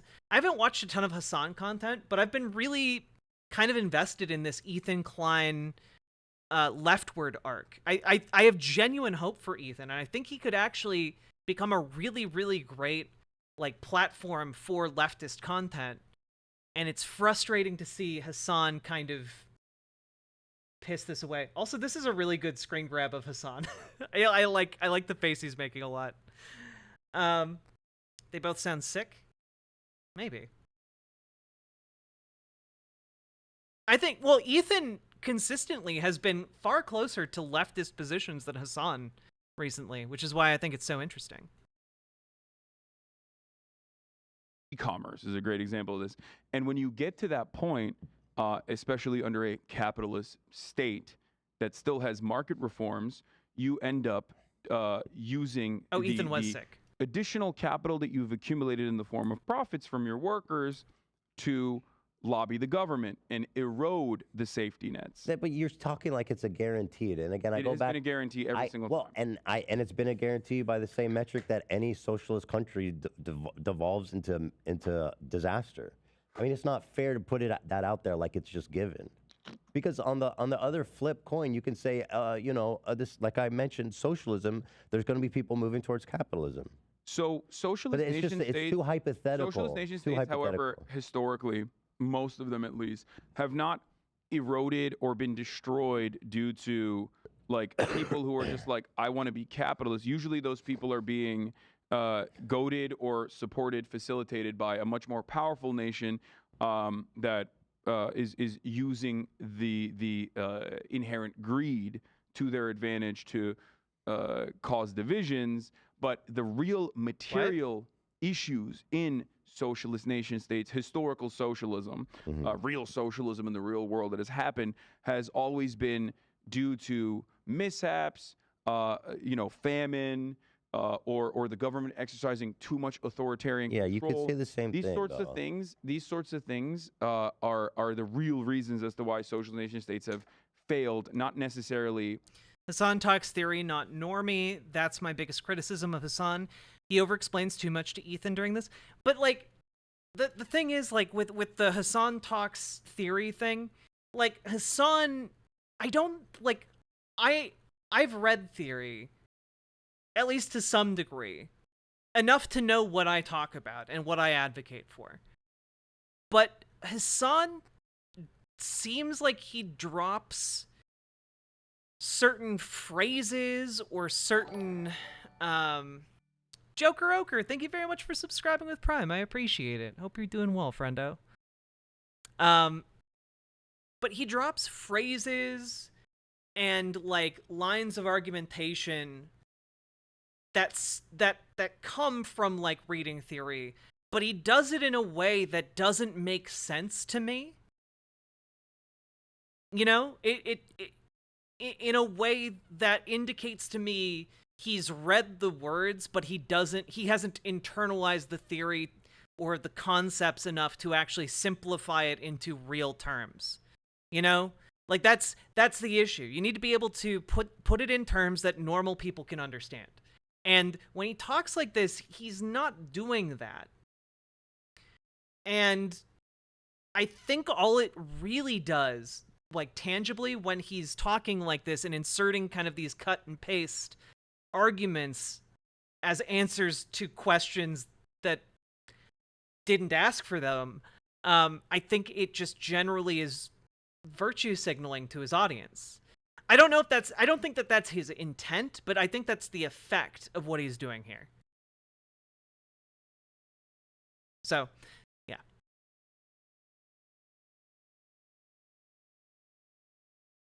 their economic mode of production switching over to a more labor. I think he said he hasn't fully read theory, to be frank. Well, like, again, you don't have to fully read theory. You know, I've read very little of Capital, okay? That's going to be a project for me at some point, but maybe when I have like the ability to take like 2 weeks off, I'll read Capital. But like, it's fine. You just need to understand the concepts. You need to understand, okay, what are the key parts of what socialism is? Be able to rattle them off. Be able to rattle off how we can at least achieve the most core concept, which is having workers democratically own their workplaces. Okay, look into how we can actually do that. And then be able to explain, those are the key concepts. Here's the most important one. Here's how we could achieve that. You don't need to drop like 3 or 4 paragraphs to answer a question about one of the basic components of your ideology. Like, you shouldn't have to do that. Jack is a patriot for reading the Bible. Unironically, I have read at least the entire New Testament. I also tried reading the Old Testament. It's very long, but I've read most of the Bible. My eyes just kind of glaze over when they start going through like family lineages. Focused economy, and then also there are so many different types of socialist developments, like a socialist mode of production, that there is no like one absolute perfect one, and I'd be a liar if I told you I know which one it is. You know what I mean? So go back to the original question. Let's just ignore this theory that in social democracy, and I'll say this, you know, obviously we have antitrust laws that are not good, that have not been effective in the least bit. Yeah, But it's I would also ask you something why. you can regulate. No, but I would ask you why. Well, because our government is super corrupt. Mm-hmm. Why is the government corrupt? Because people are inherently flawed. You think the government's corrupt because people are inherently flawed? Okay, so this is another thing, right? So Ethan has the opinion that people are naturally hardwired to do capitalism. So I think one of the ways to kind of counter that argument would be to actually, like, okay, let's talk about that. Because I don't think people are wired to fuck each other over. That's what capitalism does. Capitalism wires us to fuck each other over. But we aren't wired to do that. Historically, we're wired to be social creatures. We are wired to work together for the greater good of all of us. That is how the human race has survived, has been able to build society. Society itself is predicated on the ability for us to trust one another and work together. So, like, if Ethan's going to make the naturalistic argument, then you have to be able to, then you have to have the rebuttal. And the rebuttal is all evidence in the world indicates that, yes, we might fuck each other over in capitalism, but on a base level, we are wired to have one another's backs. And I don't know that Hasan's going to actually respond in that way. Corruption in that sense, I disagree with you there. Some people, not all people. No, That's another thing I said. People are inherently greedy, and people lost their mind. Some. I think it's okay to think this, by the way, but that's why, again, the other component of my argument, if I were to be talking to Ethan, right, is to make it clear that democratically running businesses, workers having the ability to participate and the agency to participate and make changes in the company, that is in workers' self-interest. You get paid more from all the research we have. Democratic worker co-ops pay their workers more. The workers are happier and they have more agency and they have better benefits. Jobs are more stable, etc. Their jobs are better able to withstand any economic downturns that happen. Overall, there are a slew of benefits that come with democratically owned and run businesses.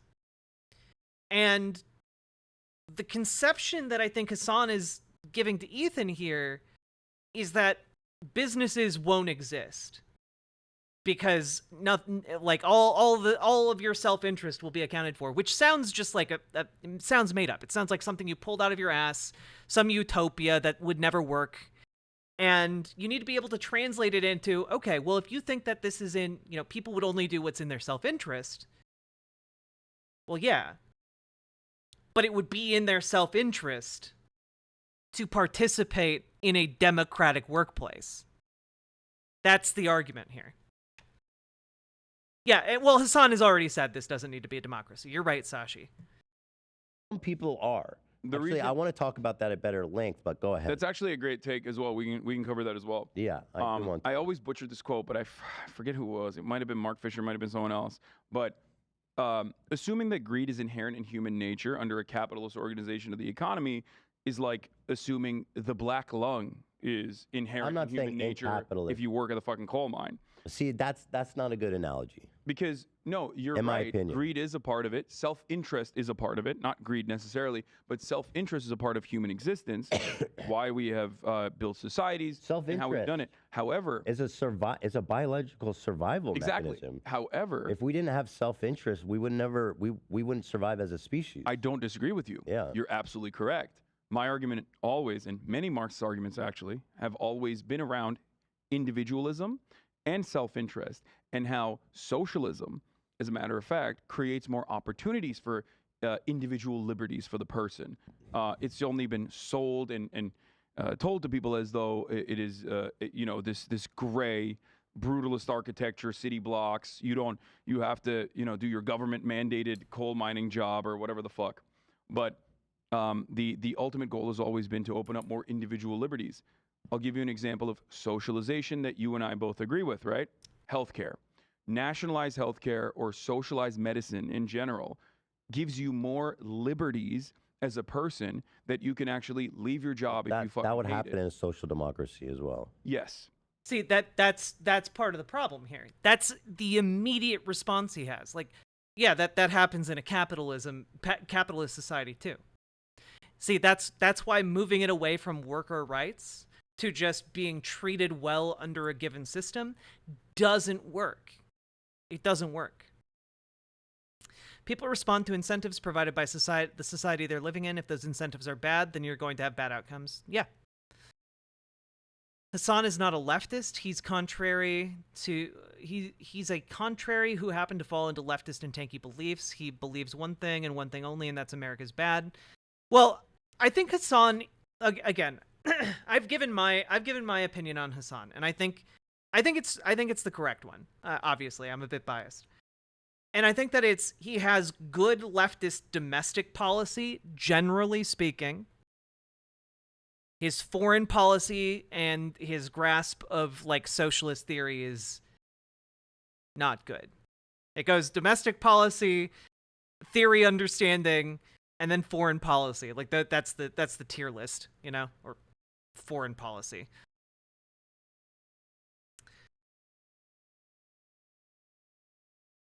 Hasan has said multiple times over the years that he hates politics and just wants to stream and be a React Annie and be a famous streamer. I mean, I think he can have that goal and also talk about politics, Like, I don't mind someone who is doing politics and is generally doing good stuff, even if they want to actually do something else. I'm okay with that. Generally speaking, I think Hasan has been a boon to like getting more people into the leftist streaming space, both as content creators and as viewers. And I don't think that that's bad. What I do think is bad is when he advocates for bullshit and dog shit foreign policy, and when he is fumbling trying to get his co-host to come over to being like an actual socialist, which I think is within reach. But also, I do think he cares about this. Otherwise, I don't think he'd be talking about it. He's big enough to not have to talk about politics ever again.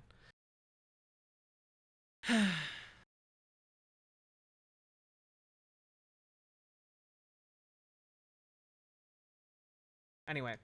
However, we got a lot of this to get like through. I've said, there has to be the countermeasures in a social democracy the capitalist forces are significantly more powerful because ultimately the state is still operating as a capitalist state.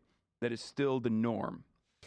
So I think we're having like a kind of just like a disconnect, or not a disconnect, but maybe at an impasse on that idea. But what I'll say, I want to give you a specific example because this is interesting to me.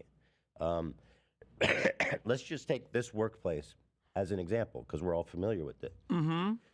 So I started my career 10 plus years ago, and I was successful by myself with 0 employees. Yes. I made a lot of money. I did well for myself. And then, 5 years ago into my career, I made the podcast, which obviously you all are watching now. So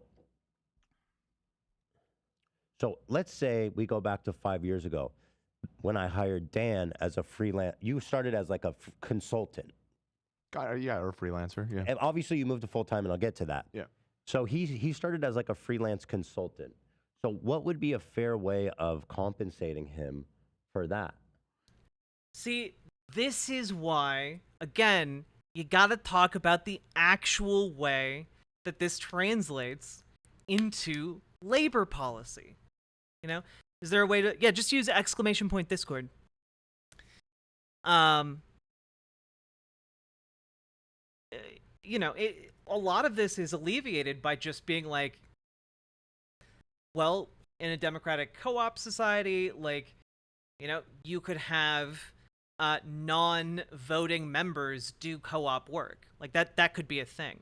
Now, I think there would need to be legislation around, like, if a consultant does X amount of work, then they become considered an employee, like a full-time employee. I think there would have to be laws around that so that, like, people aren't just like hiring up contract laborers and like doing consulting work as like loopholes to like underpay workers and exploit them. But like that's something I think that can be worked out in the long term. It's actually one of my bigger people bring up Mondragon as an example of like democratic worker co-ops. I actually don't think it's a great example just because I think some of its contracting policies are pretty exploitative towards workers. So you would have to have like some legislation around like who is and is not considered full-time employees, but I think that there's plenty of space to be carved out for temporary contract workers to like both be like paid a similar wage to someone who's going to be who's working full-time, and also something that mandates that they become a full like employee able to facilitate changes within the organization, after X amount of time. I think that'd be fair. Good night, Akira Tanakel. In your situation, it's like, what is the most like socialist way of doing it? Is that what you're asking? Well, yeah, because that's what we're talking about, right? It would be profit sharing. Okay, but profit sharing isn't enough. Profit sharing isn't enough for that, okay? You can't just say, oh, well, profit sharing would fix the problems, but it wouldn't, though, actually. You need to have more cohesive policy. So this is interesting. So Hold on. This is interesting. You're right. Because this is actually the most difficult aspect, in my opinion, of like trying to create the most ethical way of existing under a capitalist organization of the economy while you are also productive and you're doing like an owned and operated media company where you are the product. So I hired Dan as a consultant. Yeah. Just to help us out to get things and I have hired beautified. people as well. So then I'm profit sharing with him? How much profit am I sharing with him? So the way I do it, and I think this will be this is instructive for many others as well. The way I do it, like the most ethical way to do it, is basically try to make an assessment. Sure, there's market considerations on the one hand, like what the normal wage would look like, but that is like the minimum. You know what I mean? That is like the minimum. That is the worst possible amount to pay someone in the form of wages, in my opinion. Okay. So you have the market considerations on the one side. which I don't necessarily care too much about. On the other side, you have your productive output, right? Let's say you were making $10 before Dan came on, and now that Dan came on, you're making... That wouldn't be measurable metric. No. I know. I completely agree with you. Yeah. I know. Which is why I'm saying it's a tricky situation. It seems almost impossible. Yeah. Well, technically, the other side is also very cruel, but we just like have... I mean, yeah, the issue is it would be based on, like, how much money you're making. It would be based on, like, what you're paying other employees. It'd be based on, like, a number of different factors. And those are things we can figure out, right? The same way that, like, a contract would be, like, negotiated now, like, worker contracts can be negotiated. Freelance terms can be, like, negotiated and, like, decided upon by workers. All of these are things that are subject to negotiation, you know, obviously going forward. But I think that there would need to be some democratic protections for, you know, consultants, essentially. Hasan's a great intro to the left. I'd agree with that. That's Normalize not true, because in social democracy, people are fairly compensated. It's not cruel, in my opinion. No, there's... I don't think...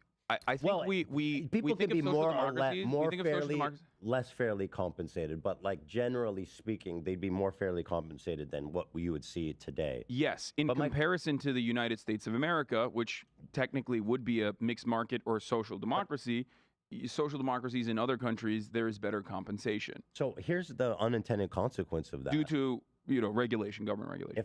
If I'm just hiring Dan to come in and help me with cameras and stuff, and I have to cut him in on profit share, people are not going to hire as many people. They're going to think a lot more before they bring more people on. Well, can I just chime in real quick? Just to clarify this point. People aren't going to hire as many people. Well, that could be true. That might be true. However, in a society that slowly transitions, in a society that slowly transitions to a democratic worker co-op society, to a socialist society, there's a lot of intermediary time. It's not like you're just Thanos snapping things. So new startups would build in like kind of these cost concerns, these ideas, places hiring consultants to come in and do temp work would have that built in already. There would be less capitalist coercion going on to kind of force people to move into jobs too quickly and without, you know, really giving it thought just because they need the money. Otherwise, they'll go homeless and suffer and die. Speaking of, drop some subs over on riverboat.gg. Subs and donos very much appreciated on this 4.5-hour stream so far. Would it be Pog to have a Vosh video on how Jack destroyed Hasan? But when we're talking about this, right, less people might be hired at individual companies, but there would be more room for people to take risks and build their own. You know, there would be more room for the mom and pop organizations that are currently pushed out of markets by you know, Walmarts. You know, you'd have more small restaurants that are, you know, collectively owned by the people who work there. Like, I think that would actually be pretty cool and based. There would be more options for places for people to work, and if they didn't want to work at the places available to them, they would have access to the like, you know, potentially, if they had a decent business model, start up their own democratic worker co-op business with like a few of their friends, or, you know, old co-workers, or just people who are interested in the same thing they are. This is how that would work. So, like, individually, you might not be able to hire as many people, but other people could, or the people who aren't getting hired can do their own thing. I think fundamentally this is a better system than people just needing to get a job, otherwise they're going to suffer. You know, otherwise their kid's not going to have health care. Are you still talking about the period of time where I was working as a contractor? Yes.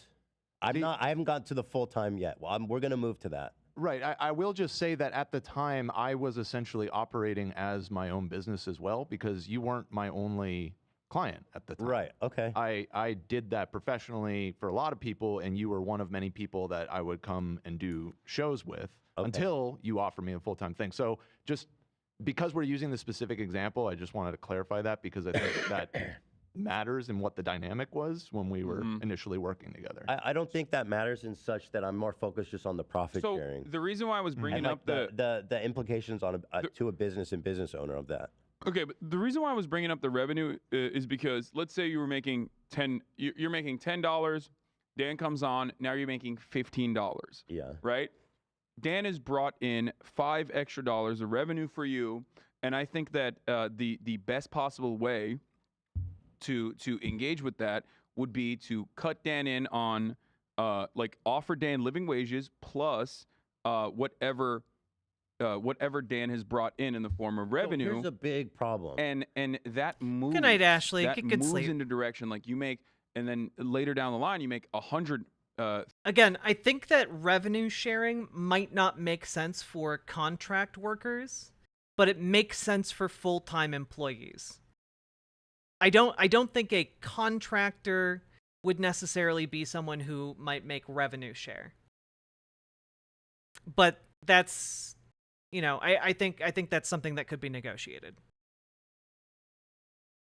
$1,000 and it moves with now Dan is moving with it as well. Here's where this seems more like it's a nice theory, but like in application it makes no sense. Who decides how much value he's brought? How could you possibly decide that? If my show is growing, Dan joins, and let's say now I'm making $15, but the show was organically growing. How can I attribute all 5 of that to Dan? You're absolutely correct on this as well. This is a big weakness. 50-50 with him? This is something that I do not have an answer for either, which is why, it doesn't like make I sense. said, I said, you make do with you try to do your very best. Can I be? This seems like I mean, this is the issue, right? Like, I think without enough specifics, without enough policy that is actually actionable around it, I think Ethan has been led to this point where he's like, this just seems like a pie in the sky, like utopian ideal that could never actually work or exist.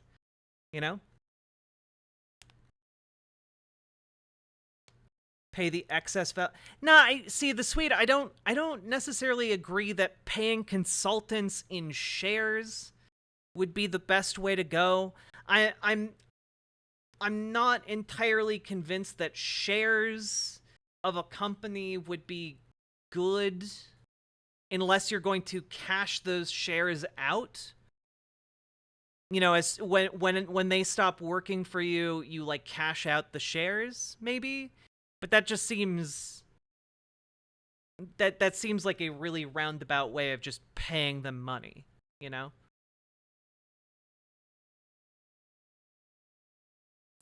need to be able to trade immediately anyway. Yeah.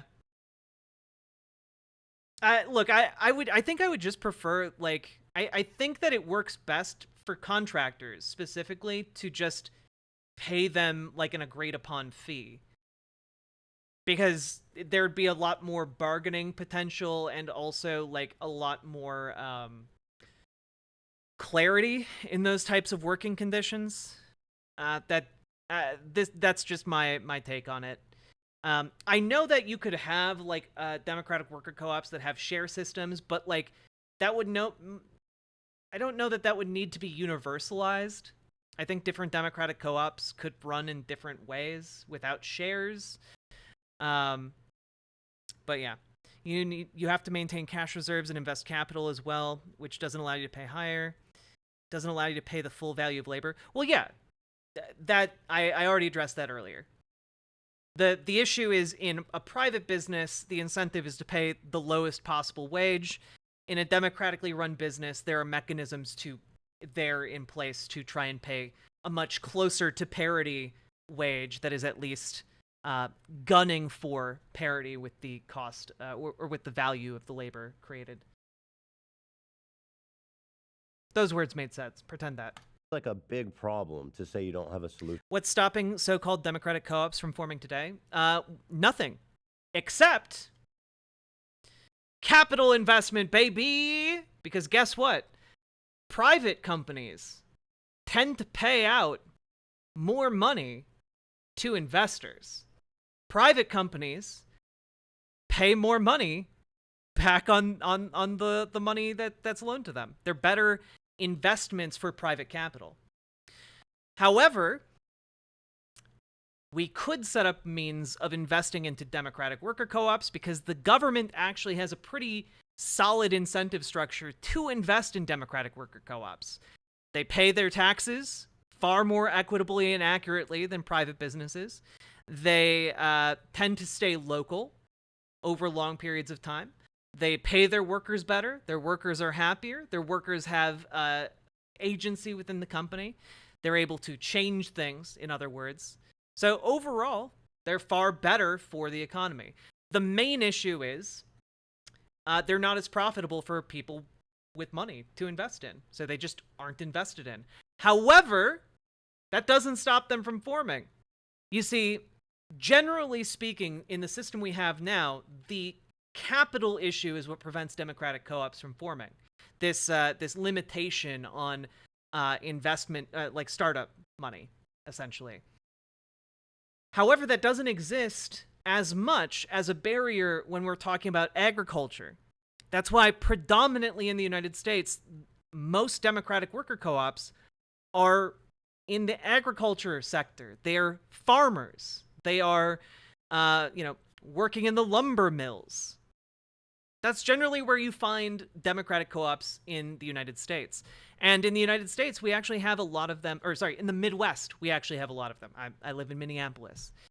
And a lot of democratic co-ops are pretty successful, actually, because farmers already have their capital built in to their farming business.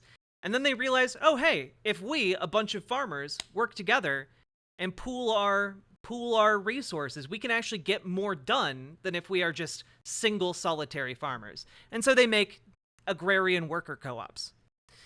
However, there's nothing preventing this model of business from succeeding in other areas, like restaurants, like stores, like insert whatever. This business model can succeed in any of those avenues. The main issue is the startup capital. And that's something that we can take steps to address. And I propose specifically using having a return to postal banking, which was a system we had until the 1960s, that basically ensured that every single post office in America could also operate as a bank. If we brought that back, which, by the way, it was abolished so that we could privatize banks and run savings and loans out of business. So that's why we have huge banking crises these days. So we could just not have those as much and go to postal banking again. And that would also provide a vehicle for us to put government loans out that would subsidize the creation of democratic worker co-ops. Obviously, some of those would fail. However, as we know from research, democratic worker co-ops tend to, again, stay local, tend to pay their taxes, and also tend to survive harsher economic conditions better than private businesses. And my hypothesis here is that by having this system set up and getting more data on democratic worker co-ops over time, we can find better ways to implement them. We can find more efficient ways to implement them. And we can also then use the data we get from that to adapt larger companies. I think that we should maybe have legislation that mandates that whenever a company fails to such degree that it needs a government buyout, like the airlines did recently, like some of the auto manufacturers did during the pandemic, like the banks did during the 2008 crisis. When those companies come to the government for a loan, the government should say, okay, we'll give you your loan. We'll give your CEOs the golden parachutes, but then your company is going to be run by the workers who are at these companies. And then using the data we have from smaller democratic co-op businesses that have had time to grow, we can use that data to adapt larger business structures to democratic co-op models and have kind of this vice that slowly transitions the economy to a more democratic one. Anyway, you asked me one of my favorite questions, the people's elbow, so thank you very much. I appreciate it. Solution for if you're advocating for a socialist society. I agree, which is why I 'Cause it always doesn't seem like it's ready. If every streamer on Twitch espousing the virtues of co-ops kicked in a few bucks, you would have plenty of capital to start a new business. I don't know about that. Most of us are pretty poor. Well, can Not I just ready. chime in on this? This isn't theoretical. There are lots of companies that do profit sharing. I do this as I well. know, but it's not. Okay, also, I hate the focus on profit sharing because democratic co-ops are not successful because of profit sharing. They're successful because of profit sharing and agency. Like, worker agency is an important component of what makes these democratic economies successful. Like, But so like let's big say companies, this. and they have various methods of how they do it. The way There are ways that do it that make sense. I do this But as the well, way that Ethan. socialism does it in the purest sense is like Dan joined 10 to 15. Dan gets half of the 15. So That's his Ethan, labor. this is if we're talking pure theory. Hold on one sec. If we're talking pure theory, Yeah. I would rather have an imperfect structure that still It's absolutely not offers imperfect. better. It doesn't work. Well, If you don't know the how people capitalist- get paid, how does it even work? the capitalist structure also is imperfect in the exact same Well, way. it's functioning at least. Yes, I know, but the idea that like the other structure would not function is not correct. Especially when we're telling you that even under a capitalist organization economy, there's plenty of different ways of doing But this. there needs to one be of the most successful ones that I also have is a cooperative, right? I have a cooperative, collectively organized podcast, for example, where we just I didn't know that. I didn't know his podcast was cooperatively organized. That's actually pretty cool. split it 5 ways regardless. Obviously, my output in that situation, given that I am the host with the largest audience, would significantly outweigh my producers, for example, who could be paid with a very fair, very fat market wage, right? Market wage plus market wage times 3 is what I could pay him, and it would still be significantly less than what he gets paid now. Yeah. Because we're cutting him in 5 ways. We're splitting everything 5 ways. Yeah. And that is a perfectly viable way to do it because I think that's very generous, but I don't think you should be forced to do that. Okay, but that's the thing, right? In what I just talked about, I didn't say we would force anyone to do anything. Outside of if their company fails and they need a bailout, well, they can either just let the company fail or they can take the bailout and transition to a democratic co-op.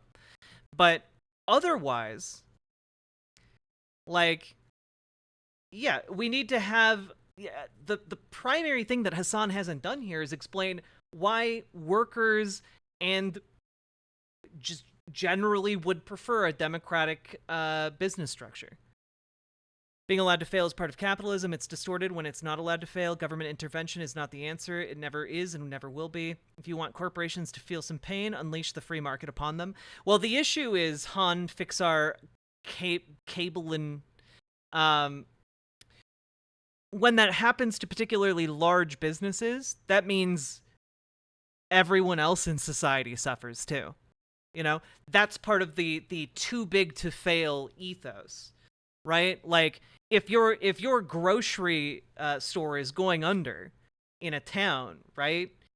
Like the town obviously doesn't want the local grocery store to go out of business because then where are people going to buy their food?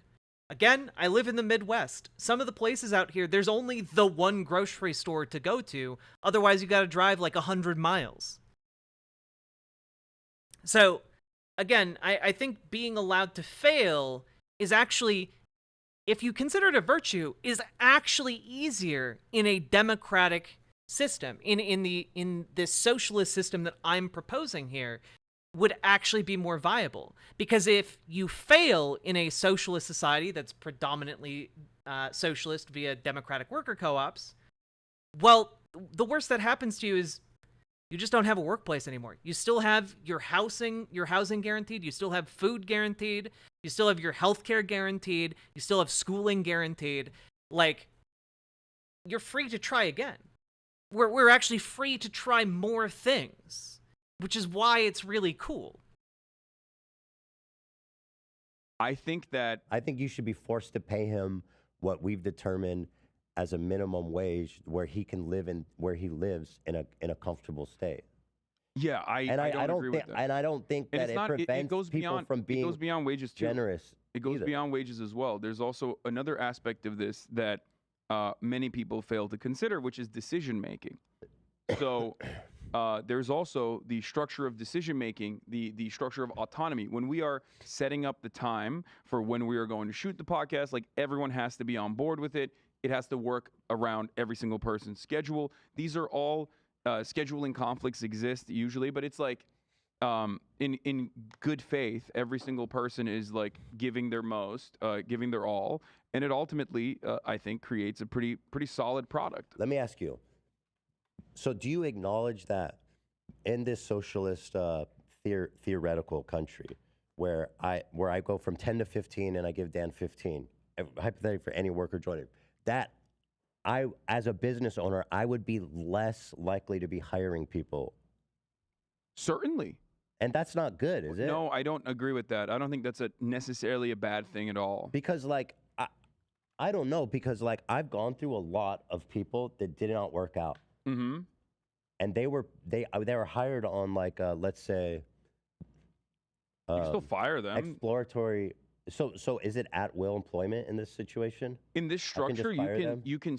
I mean, I think that it possibly could be, but I think hiring practices would be decided on by the people working at the company. Generally speaking, there would probably still be like worker protections enshrined in law, but yeah. Still, of course, like, you can still have issues with an employee and fire them. It's ironic because, like, Japan, for example, is like the most capitalist country. Yeah, Ethan Klein has Tourette's, Han Fixar. So if you see him moving around a little bit weird, that's what that would be. On the planet. And yet, in Japan, they have this, like, very unique culture where getting into a place of business is very difficult. But once you actually have made it into the corporation, they don't fire you. They can't fire you. They never fire you. What they do is they ostracize you and make you into a social pariah within the company, and try to get you to quit. Is it because they're trying to avoid paying some kind of severance, or is it just no? It's like it's both cultural, and if I'm not mistaken, it could literally have legal implications as well. But it works, right? Okay, it technically works. But I'm saying, why is it? Hey, why is it not a good? So, as a business owner, I think the fact that I was not super hesitant to hire lots of people, find the crew that worked. I worked with a lot of people who were not compatible. So I was able to burn through enough people to find a team that worked, right? Kaya, and so if I was so hesitant to hire people because I have to profit share with them, I would do like a way more strenuous interview process. It would take way longer. Yeah, you're making an argument for why it's stronger. Like, you I don't lucked out think with so Dan. at all. You lucked out with Dan. I don't think that's a good argument, because first of all, it's good that people can go try a bunch of jobs before they find one that works. And as an employer, it's good to be able to try a bunch of people. Do you find the right fit for employees? If I had to go through this strenuous process to find each one of them, this podcast may very well likely not exist as it does today. Might not exist at all. I disagree with you on that for sure. I think that it's better to have a strenuous process of ensuring that you have the best possible person. For like the most entry level job. Yeah, I think that it's. But then doesn't that result in people not getting work? So, yes, it will. So there's. But then we're talking about like an entirely separate way of organizing the economy. Let me go back. Why is it better? Why is it better that I have to go through like extraneous full-on HR processes? We're talking about hypotheticals. Yeah. In this situation. Yeah. So it can I can just hypothesize that you found Dan. Not even hypothesize. Well, no, we're not talking. Well, we're talking hypothetically, but we're Like, talking. You found Dan, so you clearly. But we went through were a lot of able to. people before we found Dan. Yeah. Well, you could have arrived at Dan as well, is what I'm saying. It would have through taken a lot strenuous longer, and the process. business might not have survived. Okay. So There was a point where the podcast almost got wrapped up. yeah. So why is it better in theory to have that extraneous of a hiring process than being able to kind of just people try things out? This is only one aspect of it, but what you're talking about, like the extraneous hiring process, also would exist under a social democracy as well. It should exist in some form under a social democracy as well, like some level of protection from being fired. But so in social democracy, you're not rev sharing. So there's like this big thing that you're like, I'm a business owner. I've created this business from my own sweat and blood and tears over the last 10 years, and I'm making a lot of money. I got to hire this guy who I don't know anything about, and I got to cut him in on my profits. Well, again, this is why I'm just like, just I think having consulting work in a socialist society governed by, certain worker protections is totally fine. That's totally fine. You would still need laws for worker protections in a completely socialist society that has like abolished like the commodity form or some shit. You would still need that. That doesn't exist in social democracy. So the risk to me as the business owner is way less. But it's much smaller, to a much smaller degree, because it's supposed to exist through unions. And once again, it's not just revenue sharing. Everyone always focuses on that aspect of it, but rev sharing comes in the form of benefits. Rev sharing comes in the form of like how much we invest in R&D, for example, or what kind of R&D initiatives we invest in. All of these decisions are made by a board. Well, that's all regulated. Fiduciary responsibility to the shareholders that is not regulated under a social democracy. This is the major point of contention. What do you mean by rev share then? Because you see, in our example, like in Germany, they have a trade union representative that sits on the board of executives, but that's only one aspect of a larger board that is still representing the interests of the shareholders. Those who own the company, who never have seen the company. They can, even globally own it, right? So having one vote in that situation is not as good, in my opinion, as having all of the vote, all of the power, making these decisions as a collective, something that kind of is not legally enforced here, right, in your structure, but you abide by because you're a nice guy. Many people are not going to be like that. And I'm saying that we shouldn't rely on the magnanimous nature of bosses. We're going back to this point because we don't have to with the right. Well, even an example like the one I mentioned in Germany still yields terrible, still is susceptible to the influence of capital. Let me ask you this. Wait, yes, it is. Germany arguably is. Yes, not as much as. Okay, I don't know a lot about Germany, so I'm not gonna. I don't want to get into that. America is a social democracy as well. The problem is, like, American social democracy is a laughable example of social democracy. So let's not use it then. But going back, why is it better? Because I don't think I ever got an answer. To have a strenuous hiring process. Why is it better to have a strenuous? When you engage in commodity production with another person, I think it's perfectly valid to ensure that this person is not going to be like a scumbag and cheat you, fuck you over. I think it's good business practice, even in a capitalist sense, to ensure that the person that you're hiring is not like some fucking random dickhead. That's just common sense. And the more you grow, do acknowledge that. So you do acknowledge the hesitancy to hire people. I do. I'm not necessarily saying it's a bad thing. I don't know what. Okay, we'll move on. I don't think it's a bad thing. I guess a bit of an impasse again. And as companies grow, you have different people in different units that. I feel really bad for how frustrated Ethan is right now. Oh God. Also, chat. We've now been streaming for 5 hours. If you are enjoying the stream, please hit the follow button over on Twitch. Hit the subscribe button on YouTube. Hit the like button over on the YouTube stream. If you're watching over on Twitch and want to watch ad-free, consider coming over to riverboat.gg. There are no ads when you watch over there. And even if you're not subscribed. And if you would like to support the stream, drop some subs or donos, because those help me to not die, and I really appreciate not dying. And I hope that I don't know, if you're interested in any of this or find any of this valuable, feel free to drop some subs and donos, because that helps me a lot.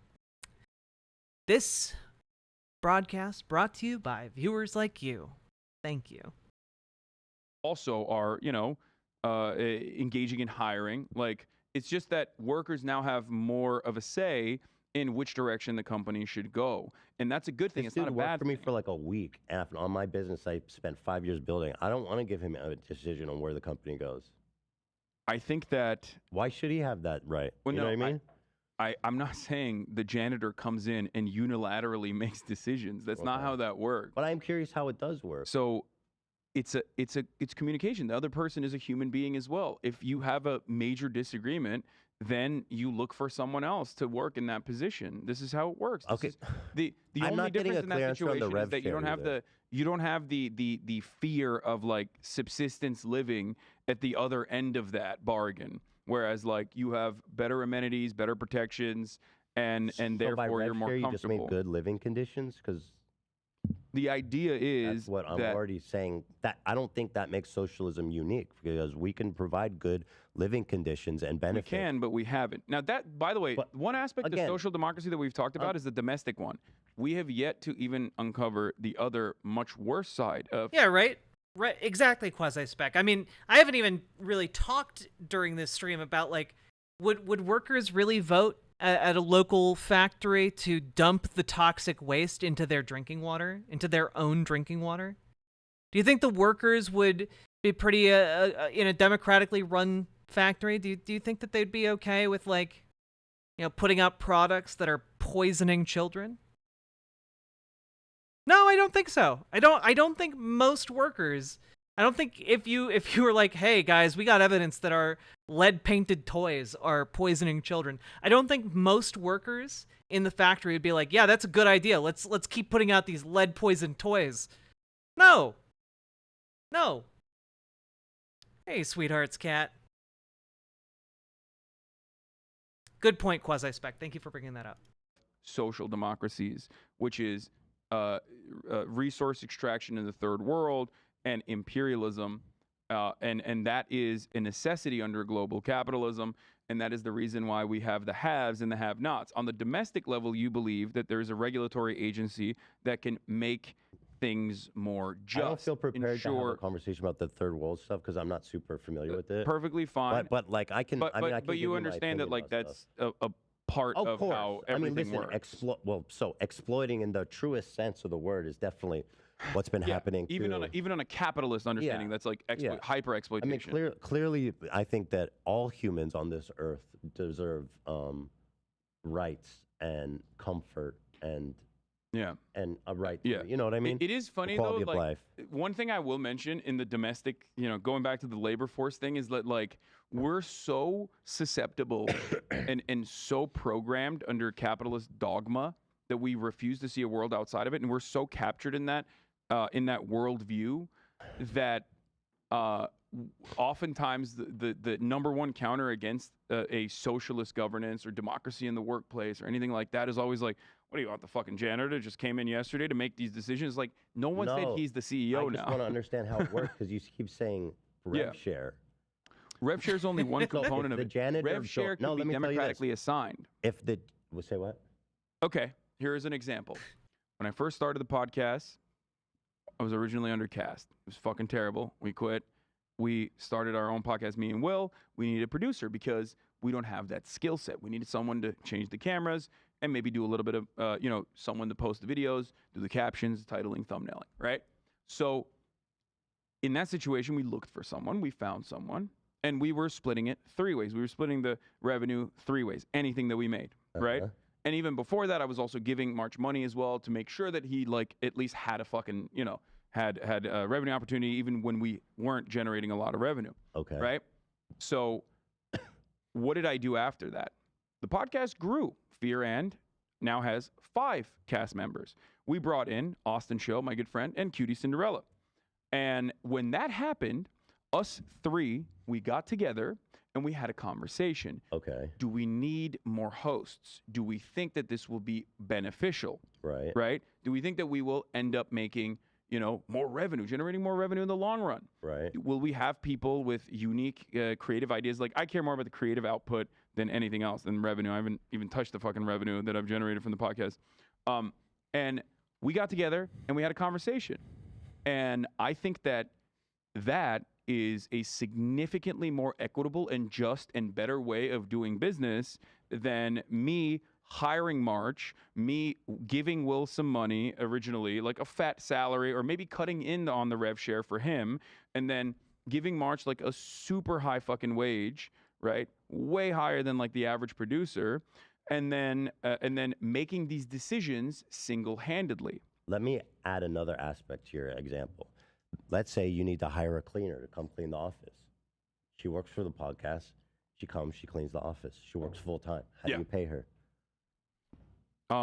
The cleaner side of this is not like, I mean, I don't have an office like that, but the janitorial services, theoretically, in a theoretical situation where we have someone that needs to do it, we would also get together as a unit. Okay, the existing company would get together and decide what level, just like hiring the two other hosts, we decide what level of revenue cuts we are going to take from our 5% to give so you're making her to a the job other offer. person. It's not really that different than a salary. And once they get that job, and there are many different ways of doing this, but once they get that job, and let's say they worked for 2 years, 3 years, then they most early progressive stuff the U.S. has is because of socialists, Crystal Eastman and Helen Keller, to name some socialists who did movements to improve workers' and women's lives. 100%. Like, most of what people enjoy, like the goddamn weekend, we had to fight for. Hey, do you guys enjoy having, like, fire escapes and fire exits? Guess what? That was worker rights advocates. Let's go.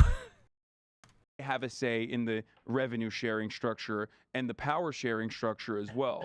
Because it doesn't have to happen, like, instantaneously. A lot of people forget that, Well, my problem is that in the socialist economy, this is being regulated by the government. People can get together now and decide to do whatever the fuck they want in their company. And that's great, you know? But in the socialistic economy, there's rules that says you need to pay her X amount of rev share. What you're saying is not true. Again, this is why you need to delineate. And this is something that should have been cleared up at the very beginning of this. You need to delineate between, hey, this is, over here, this is what the economy is, and this is what government is. And socialism is an economy thing. It's not a government thing. Socialism, economies have effects on governments, but like, you can have a capitalist country run by a king, Saudi Arabia, for example, or in Saudi Arabia's case, that'd be a prince, but you guys get it. Exactly, you need to define what socialism is, and I don't think they've ever done that on this show. At least not in a way that delineates it enough for Ethan. And Ethan is the one we need to win over right now. So you need to be like, okay, let's get back to brass tacks. Here's what socialism is. Here's what I'm talking about when I am talking about socialism. Let's go. What kind of government do you want? I want democracy, baby. I want a democracy without capitalism seeking to pervert it. Okay, that's what I want. Give me that multi-party democracy. Give me that. Okay. In the long run, I would prefer, a stateless society. I'm anti-statist, if I want to get real pretentious about it. But I don't really have the means to make the argument for a stateless society outside of saying I think that it would have less coercion. But also, I think that we currently lack the ability broadly to even conceptualize what a stateless society would be like and how it would function.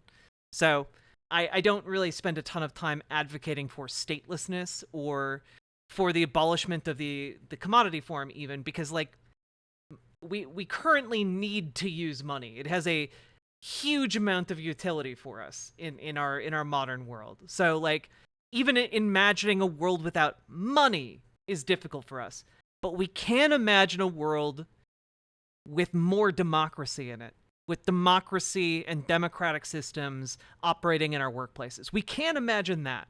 And I think that is pretty cool. Yeah, exactly, Sproxy. Whenever we talk about like what socialism is, I always have to be really careful to say like, here's what I'm talking about when I'm talking about this. I'm talking about when I talk about socialism, I'm talking about a system under which the workers control the means of production. Fundamentally, that is the goal when I talk about socialism. Workers controlling the means of production and reducing the coercive power of capital. And we can get into what that means, but like fundamentally, those are the two things I mean when I talk about socialism. And you need to do that. Otherwise, people think you're talking about the authoritarianism of like China, Stalin, etc. Like, oh, you're talking about North Korea. Like, no. Yeah.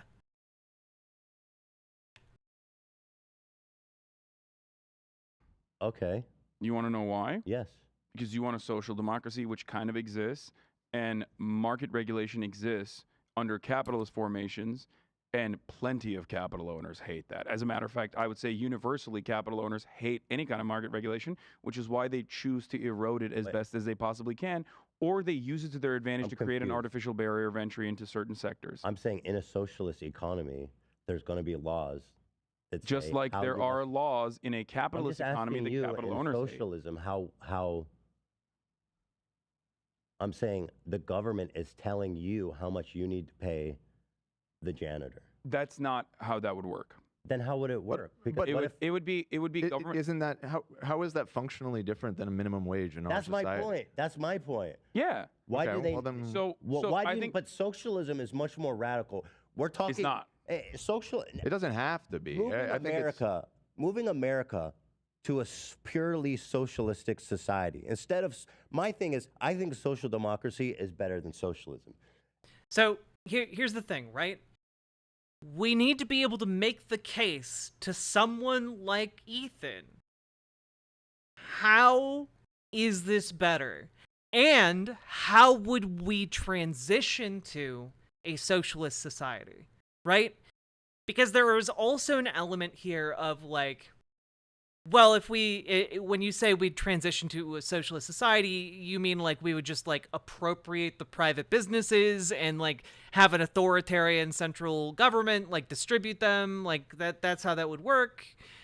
But we need to clarify, no, there are other ways that we can, shift to that take a longer period of time,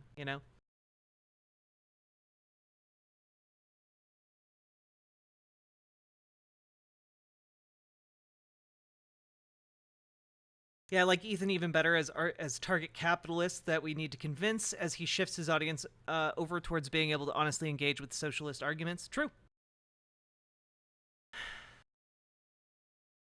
I like what Audruism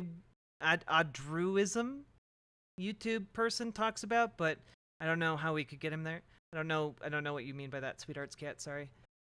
Democratic socialism with utilitarian wealth distribution are the qualifications of Hasan and Ethan listed. Yeah.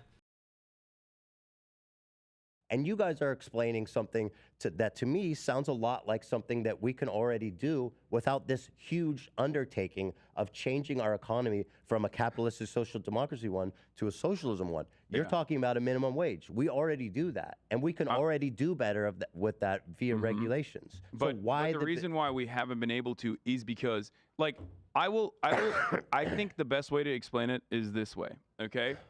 You like capitalism with socialist characteristics.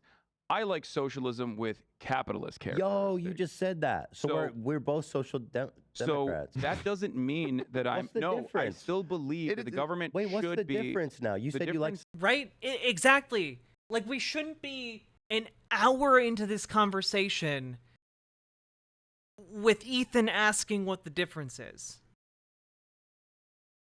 We shouldn't be this far into it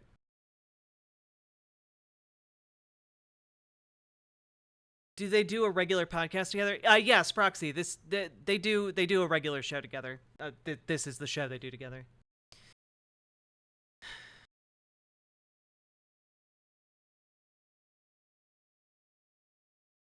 Light leg? Okay, we're good. We're good with leg? Okay, good.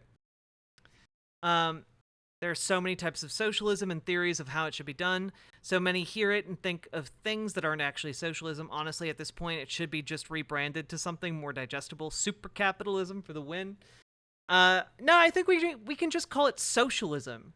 Just call it socialism and actually just describe the tenet of socialism that's most important, which is worker ownership. Like, honestly, that would focusing the question of this entire conversation on worker ownership would be so beneficial if they had someone there to refocus it, but they don't. And it's frustrating because there are two guys who are flailing around here trying to get Ethan on this, and they're doing a terrible job.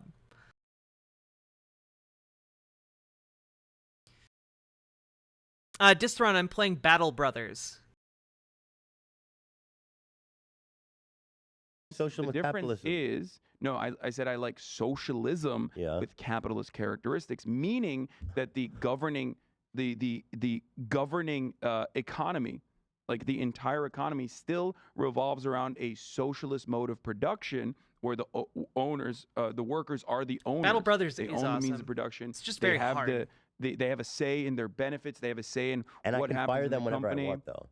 Well, there will still obviously be protections against like unjust firings and whatnot, and there should be certainly. There are now. And there are now as well. Except Really good. America is a great example of. In California, there are really. America good. is a great example, however, of like how there aren't. Which because how the it right to shouldn't work be, state- and it shouldn't be that way. Exactly. Yeah. But the reason why it's not that way is because we have capitalism with like laughable socialist characteristics. Dude, we don't even I have find any it socialist very characteristics. interesting that you're saying. I'm honestly I'm a bit split on stock ownership by workers. I'm not sold on that as a concept for democratic worker co-ops.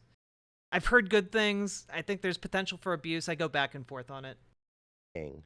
You want socialism with capitalist characteristics. Capitalist characteristics in the sense that it doesn't touch the means of production or the mode of production, but offers an abundance of resources and offers the idea that you have freedom. One of the major problems with former historic socialist projects have always been commodity production being streamlined on necessity and not necessarily silly things like lighter production, industries that revolve.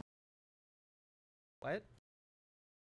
Again, I feel like we've strayed so far from what Ethan has talked about. Around making, I don't know, chocolate and coffee. Coffee was a major problem in East Germany. So like things of that nature that people need, I think those are things that we need to work on.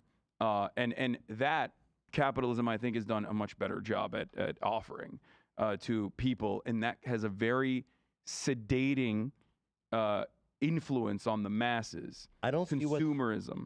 I don't see what's so great and humanizing about hiring a janitor for 0.000015% of the company. What do you? I don't understand. That's not what I said. You just made that assertion. But we're saying there's a minimum wage. There's a minimum equity share that janitor would need to get. Well, are you talking about in comparison to doing we're talking about a profit-sharing socialist model? minimum wage. Right. But comparing it to a model where employees are cut in on the profit is what you're saying. Comparing that, what we have now to that. Yeah. Okay. So. I mean, you wouldn't just pay them the 0.01 whatever percent. This is so fucking. We've gone too far astray for the conversation. I mean, I would just point out that, well, so first of all, you had talked about it a lot earlier about like, well, what companies do that? There's a lot of examples of bigger firms that do this kind of thing. Okay. Do. A great one is Southwest Airlines. Did you know that they have a massive employee profit sharing model? How does it work? What's the details? So it's a once a year payment, and they look at how they did the last year, and then a certain percentage of the profits they distribute as bonuses to all of the employees, and it's fairly significant. Dude, that's great. But in a socialist country, that's it? That's all you want? Because that's easy. Yeah, like that's the thing, right? This isn't the case for socialism, but they're trying to make it, and that's so frustrating. Even Ethan knows that they're not making the case for socialism and his system. You know what I mean? Like, what are you asking for when you're asking for socialism? Just a bonus fund based on profit? Just answer his fucking question. That's easy.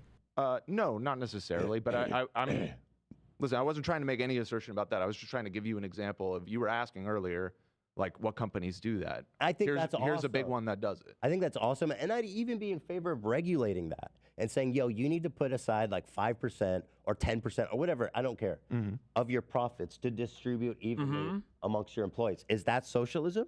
No, Is that all it takes? That would be some aspect of socialization, especially if it's like earned by the workers that have some level of collective bargaining. It just seems so bureaucratic. I don't understand the workplace in your Bureaucracy world. still is very much the foundation of a bourgeois state as well. It's just that we don't think I'm about. talking like, this is bureaucracy on bureaucracy on bureaucracy. No, I don't understand your workplace. I'll tell you if this that's much. not good enough, then what is? I don't understand. There is, I think it's called People's Republic of Walmart. It's a really good book. And so like the title. There was a genuine problem in the USSR with how to deal with crops and agriculture. And central planning, unfortunately, had limitations at the time because we did not have the computational power.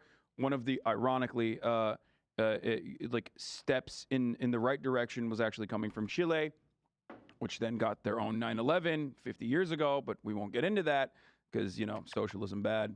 But there wasn't enough computational power to implement centralized planning at that time effectively, and it led to plenty of issues, right? So ironically, nowadays we have centralized planning inside of Walmart, inside of Amazon, and these companies are generating a ton of revenue that they could cut their workers into. Maybe they would be much smaller. Maybe they would be much smaller. What's the minimum size. that would make it socialist? That's what I'm curious about. I don't think there's like an exact dollar value, rather than, because you're looking for an exact dollar value, rather than I'm talking about an entirely different way of thinking. But there's the law. No, not a different way of thinking. It's a different way of organizing labor. Come on, dude. You know this. All right, I'm gonna burn off some of this energy. Thank you for getting me in shape, Hapsley. 1, 2, 3, 4, 5.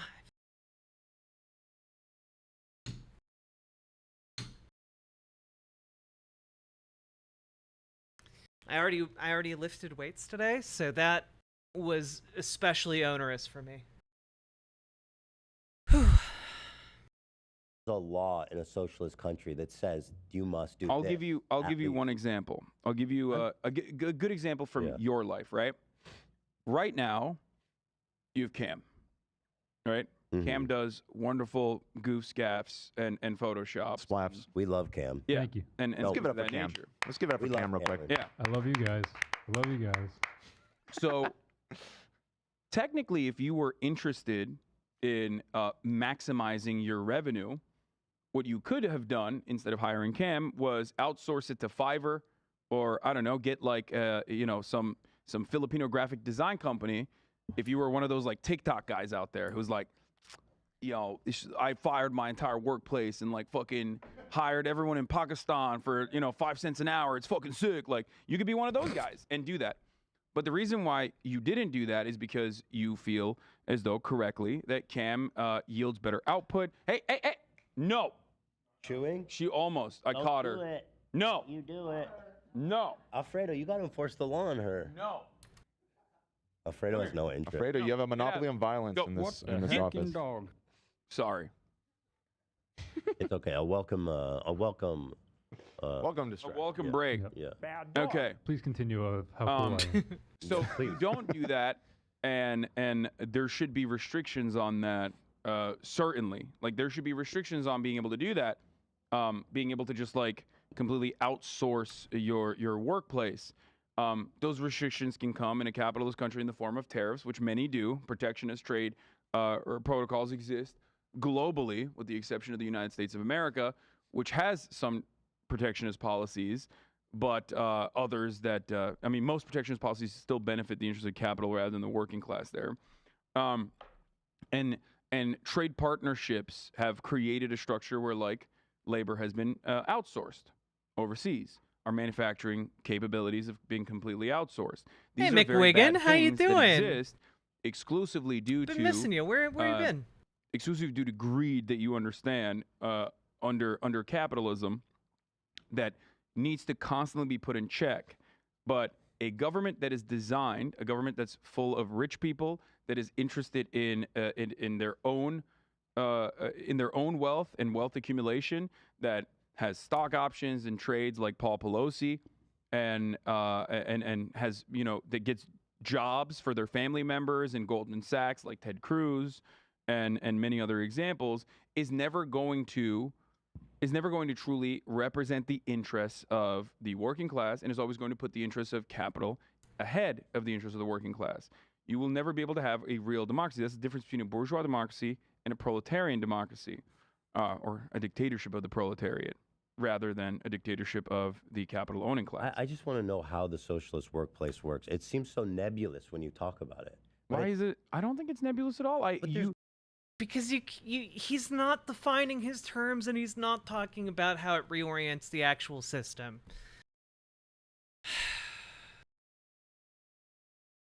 It's happened with worker co-ops are good, but they can screw themselves over. That's happened to the co-op nonprofit insurance company in my state. The co-op board voted to be bought by a California nonprofit insurance company. So there's no co-op insurance company in my state now. The California company didn't even improve care. It's a sad truth with co-ops can be sold and dissolved. Well, that's the thing, right? We need to have a system that promotes the creation of more democratic worker co-ops than fail, because they're always going to continue failing. Like, it's not worth propping them up necessarily. They should be able to succeed on their own merits, but like, we can have a system that creates more of them than are destroyed. You know? And private businesses are created and destroyed every day too. Like, it's not a unique characteristic. My girlfriend fractured her knee, so I gotta do more around our place. Oh, I'm sorry. I hope she gets better soon. How am I? I'm doing okay. I've been stressed the hell out, you know? But things are returning to normal, and we're just getting some content done here. This is by far going to be like one of the longest videos on my channel. Jesus. Gotta be, okay, I have a maybe we should living, move breathing, on. working Right example in, of it Wes. that I've given you. Hit the follow button. We need 7 more follows to hit 9,200. Let's go. I believe in you, chat. Also, hit the subscribe button over on YouTube. Do it. Do it now. Do it hard. I know, but like, there's got to be like a constitution that says, outlines, or I don't know, whatever the fuck you want to write, right? There's got to be something, and it says like, or rule laws that says, you know, this is the minimum that a person should get from the company. Yes. And it what would should that be married to the it'd be- output. It should be married to the productive forces. It should be married to the output. That should be pegged. We talked about this enough, though. I don't want to bore people. That should be pegged, to winky the face. performance. And I think that that is the best possible way to work. I guess my problem on that is like, how could you possibly enforce that? no, not even enforce. How could you possibly even analyze that? Like, how much more how much more money are we making because the janitor comes in? That's where we go to the Walmart example. That like we are already completely aware of that. We have, you know, we have actuaries, we have CPAs that are working in real time, making mathematical equations to figure out exactly what not to pay people, technically. and they could be in a What's the total different science of social paying people? reorganization of the economy with a socialist dogma. Okay, so would work in the opposite direction. Okay, It's kind of like this. please, let's move to another topic. Okay, I don't want to bore people. Well, wealth was one aspect of this, right? Like we already have property taxes, for example, in America, but we never make similar mathematical equations on capital gains, earnings that you make in the stock market. Wealth accumulation could work in the exact same way as property taxes, and yet we don't have any mathematicians working on that. That's a good idea, but and that's a great idea, right? people probably do that in a lot of countries that aren't socialist. Well, this is not just the distinction between socialism But that's and okay. whatnot, because there is. We talked about But I theory. think that's We talked a good. lot about theory, but then we also have to talk about like what is possible, right? At least in the That's short term, and that is the reason why I always try to tell more rugged, more rigid, more That's passionate socialists That's where I'm coming from, to though. cooperate. I know, to cooperate with people that are also perceived as radicals in America. But I don't. It feels like he's grandstanding, but like he's just not making good points with his time. This is very frustrating.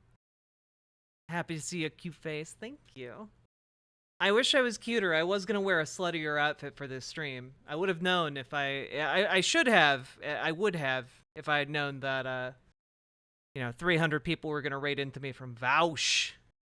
Like, there's a reason why Bernie Sanders, who has been a socialist his entire life, basically has only implemented, my part. Thank you, instituted, or advocated Sproxy. for social democratic reforms in the United States of America. That's it. That's the only. There's the only reason why he's done that is so that he can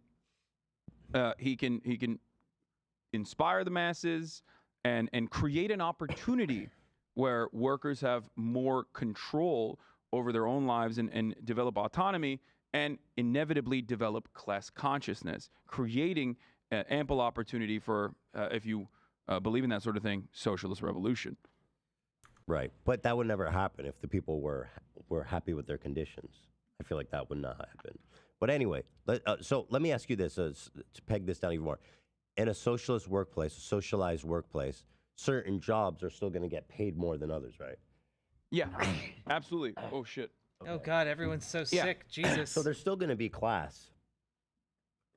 There'll be class, right? There'll be class distinctions in a socialist. No, the class distinction is not on pay. That's a No? a liberal understanding. That's actually You don't why. think people will be like, I see people like, you're the rich dude in the Porsche, and I'm the working class dude in the Great Toyota. question.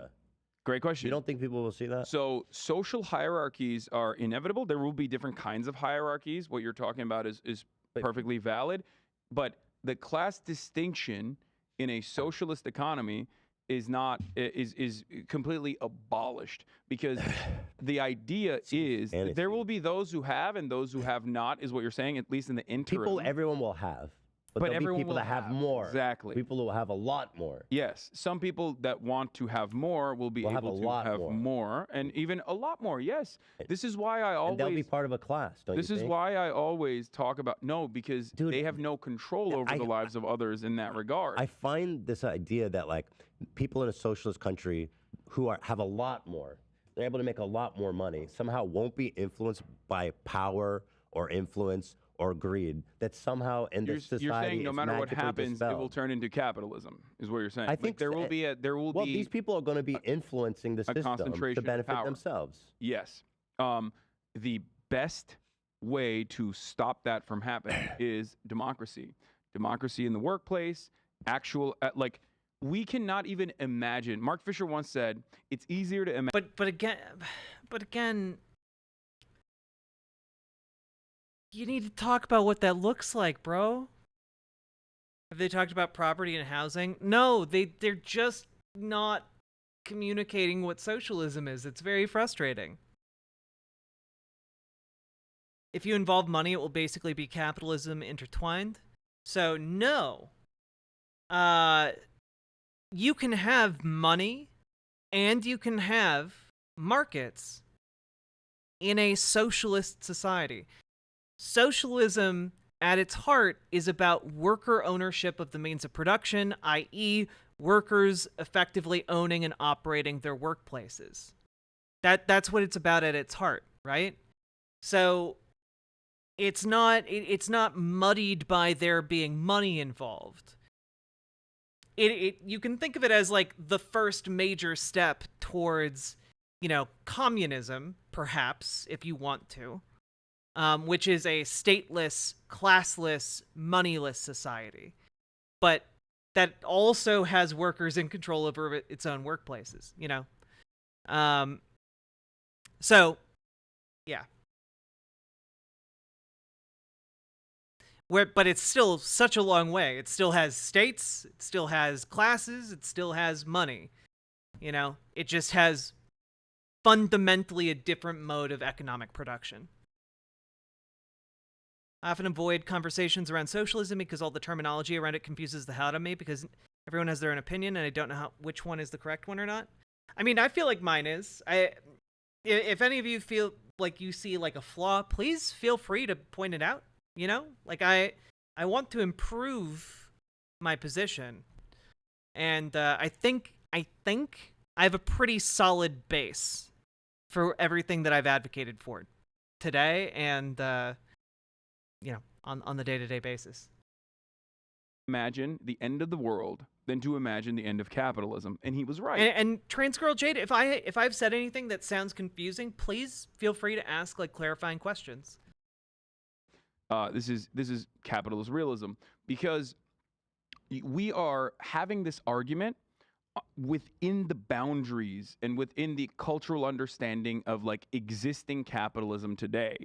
And the reality is, we have no way, you and I, as it stands, I have no way of like helping you try to imagine a world where like each individual worker has more autonomy and does not suffer from alienation in their workplace, which would offer them plenty of more educational opportunities, plenty more free time. I guess the example you can point to in terms of different degrees of socialization would be a person doing contracted work at Uber, okay, to make ends meet in America, versus like Trans Girl Jade, I know you're not saying I'm wrong. I'm just asking, like, if you have any questions, feel free to ask them, and I'll try to answer them to the best of my ability.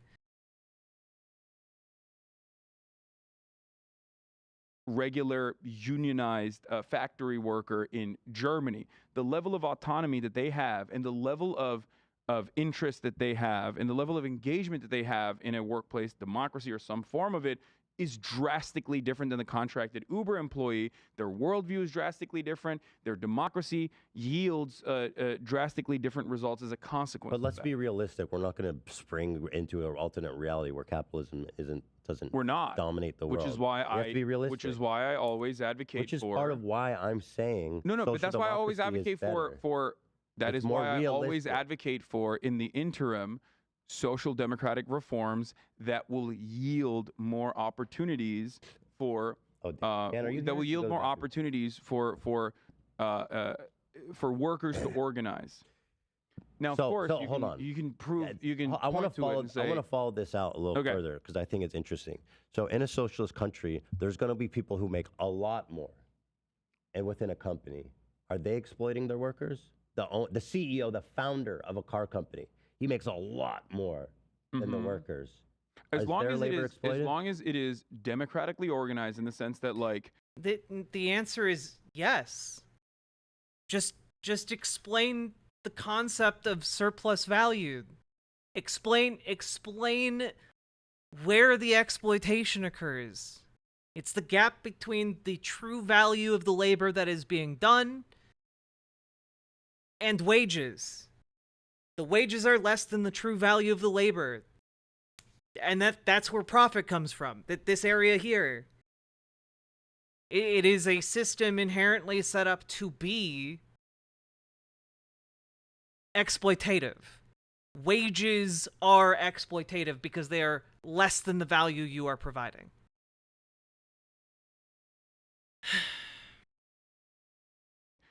Every single person is like, no, your productive output in this circumstance is significantly higher than us, then yeah, that would be And how do they valid determine that? through They a do like democratic process. They have like after, a vote for everybody in the company has equal ballot power. depending on like how long you've worked at the company and things of that nature. These are different formations at this point. Like this is now we're getting into like how do we organize our workplace and like how much power do we give each individual vote in the workplace? Yes, they would have one vote, but ultimately, what are the matters that they are tasked with voting on? And there's a like even in unions there's a structure, right? Like every single person does have a vote, the rank and file will always vote, but there's still a negotiations committee. There's still someone engaging in the contract negotiations. Let me say this. There's still elections being held inside of the union. Does that make sense? It does. But here, does this make sense? Yeah. You're inside a, and I want to ask you, Dan, because I'm curious about your opinion. You're inside a big company. Let's just say they make cars. There's tons of employees there. The CEO, founder, he makes a lot more than the employees. Do you think that the leaders should make more than the workers, Dan? Well, it just kind of depends on I mean, I think there's nuance there because I think it really depends on what the company looks like, how it operates. Should the CEO who is on a day-to-day basis working and managing a company make more money? He works the same hours as the production people. I mean, with more responsibility, I think should inherently come with some more privilege.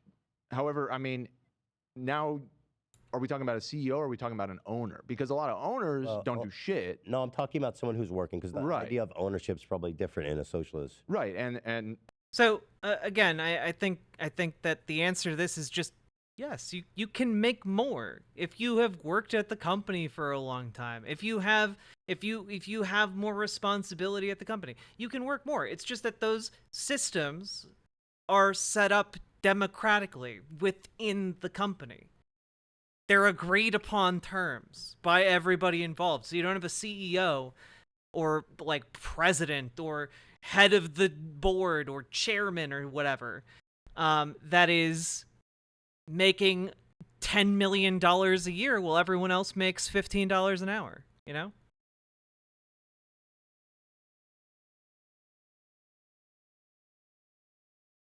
And of course, there needs to be a baseline of protection for workers. That goes without saying. And despite me having said it multiple times already. And the owners may be private or it may even... Economic democracy is a better definition of socialism than workplace democracy because it also includes control over natural resources. True. Although I think generally speaking, a society that is primarily driven by democratic workplaces would be one in which control over natural resources was not as hotly debated or could be left up to the state in a much easier fashion.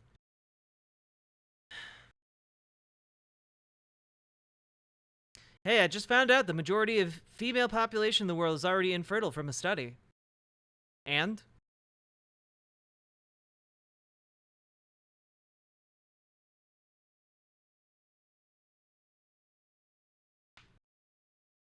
I'm gonna guess that if you calculate how many women are in menopause and how many like children are not of childbearing age, you probably get about half the planet. Yeah.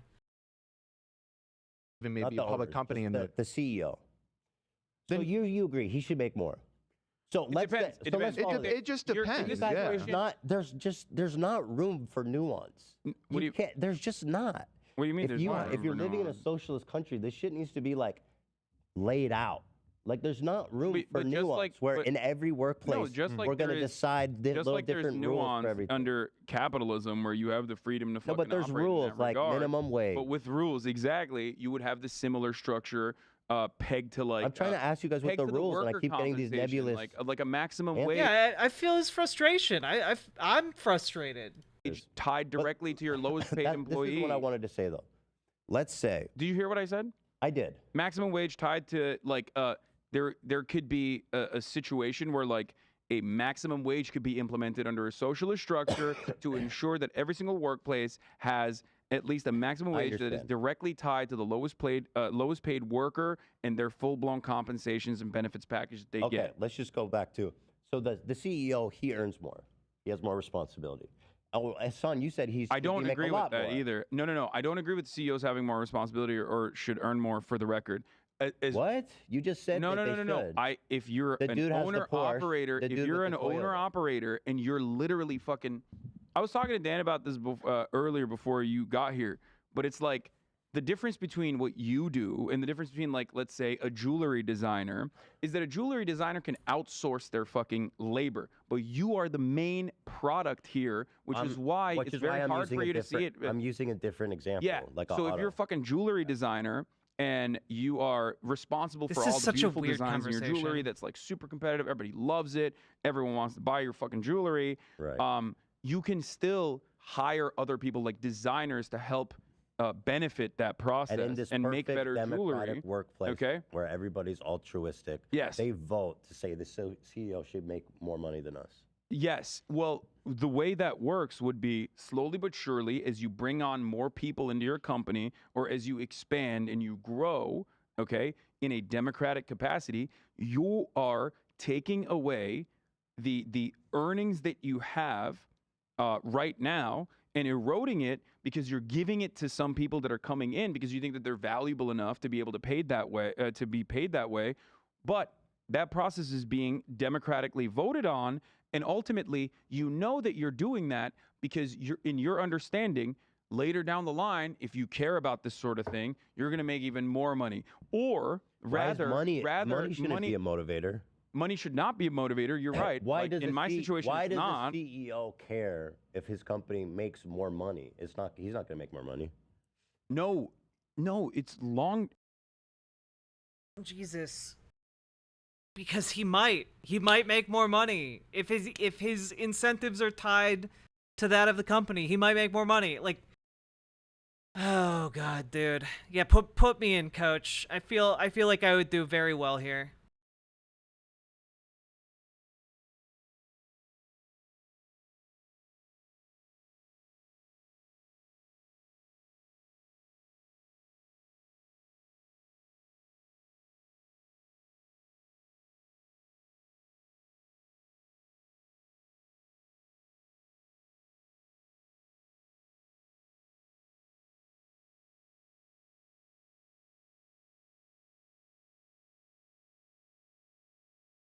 Also, Emu Ishru, are you suggesting that people are going around the world dropping infertility medication into people's water supplies? Is that really the hill you want to die on here?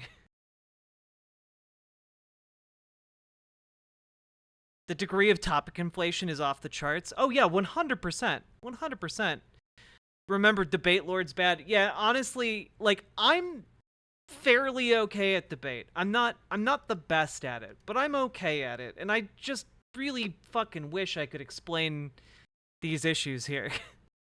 In the long term, you are creating more stability this way because you understand that every expansion of your productive output, okay, every single piece of expansion on your productive output yields better long-term stability and more money if that's what you're fucking motivated by. But ultimately, that's not the main motivator, and it should not be the main motivator anyway. I think that's a horrible thing to say if you're considering socialism, that money's a motivator. That's like almost almost like taboo, I feel like.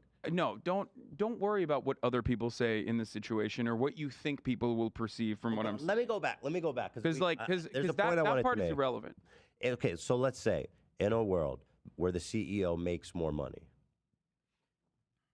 do you think it's a possible or even likely situation that the heads of these companies who make more money are going to want to influence the government and their workers to vote or support legislation that gives them more money or more influence? Is that a likely outcome? Wait, can you ask that again? Sorry, I saw a comment saying you were rectangular, and it fucked my brain up a little bit. I think that I think that yes, and I think that speaks to what Hasan was. saying. Ah. I think that's what it speaks to what Hasan was saying earlier about why a lot of Marxists have criticism of social democracy. That lack of elimination of the capitalist profit motive part of the economy It doesn't. will Socialism doesn't naturally work. result in what Yeah, you're That's saying. my point. So thank you, Dan. In socialism, the motive, the money motive, doesn't. It's literally it's not compatible. It doesn't work because you're going to have people at the top who are going to want more. They're going to want more influence. They're going to want more power. They're going to want more money, and they're going to exert their influence, their status. Even if they don't make more money, they have status. Yeah, For there's sure. going to be They're going to have. They're going to be able to influence. Socialism shit. is not egalitarian in But the don't- sense that there's You see like what I'm saying, Dan? That full-blown there's a equity. problem here. Socialism does not. Socialism only exists when you Socialism- remove the money motive, right? Dan? Socialism, and in the way we understand socialism, yes, the money motive is. But Now that- we're talking but about. that doesn't seem Now like we're talking something about you want to eroding do. it. You don't want to remove the money motive. Because I'm in the middle ground where I'm talking about like what's 'Cause you're a social realistic. democrat. No, I'm not. I'm talking Sounds about like you are. I'm talking about the realistic short-term period because I don't live in that I don't live with that I operational agree that if we basis lived myself. in a But I agree, know if that we other people lived, can't do that for Dude, the time being. if we could just teleport into a utopian Star Trek world where money doesn't exist and everybody's equal, yeah, everybody would love that. But let's talk about real shit. I am talking about real shit. Well, that's which is what I'm why, try- that's which all is I'm why trying to do, giving too. you, which is why I'm giving you an example of like the interim period of moving towards socialization or a social, a socialist transitional I state. agree with that. But the problem is when I describe that, you say, well, that's not socialism. I'm like, yeah, I know. Money being a motivator no. for certain I'm people. saying once you move to socialism, the system, in my opinion, falls apart. It doesn't work because it falls to the same trappings. Because people are going to want more power, they're going to want more influence. You're going to have capitalistic parties, thank you, Lena, that are going to want Yes. to influence. You're And- going to have these external Yes, forces that those want who- that freedom, You're that want saying that there will individualism. always be, even in a democratic organization And in the I believe the workplace, there will best be that people we that make can- more, right? That's what I you're believe saying. the best that we can do Yeah. is provide laws and regulations that guarantees people a fair, equitable life. Let me ask you this. Within those rules, I believe if you're operating within those rules, then you can do and make however much money as you want if you're operating the rules with a super progressive tax rate and everybody's provided for. Because if you want to move to a socialist system, I don't think that system actually works. So the cultural differences sense. differences that we see in countries that are still capitalist but social democratic versus countries like the United States of America that are hyper individualistic and have like very little social democracy is the argument that I'm making. Wasn't the Star Trek universe fascist? No, actually. It was pretty like utopian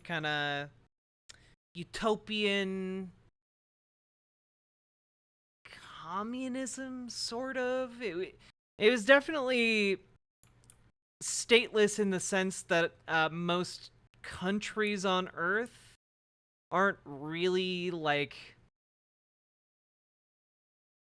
they're for all intention. Yeah, it's post scarcity, definitely egalitarian.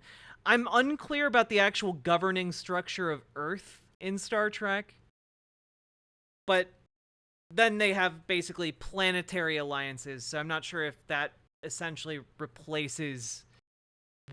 I'm not sure if that replaces a state if you have a planetary system.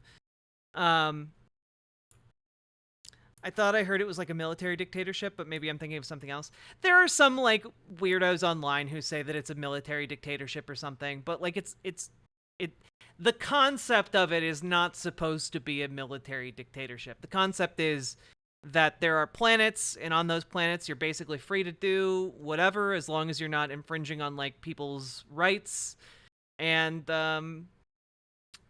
then there's a broader kind of military diplomatic alliance that explores space and makes sure that people, aren't invaded by alien space slug parasites.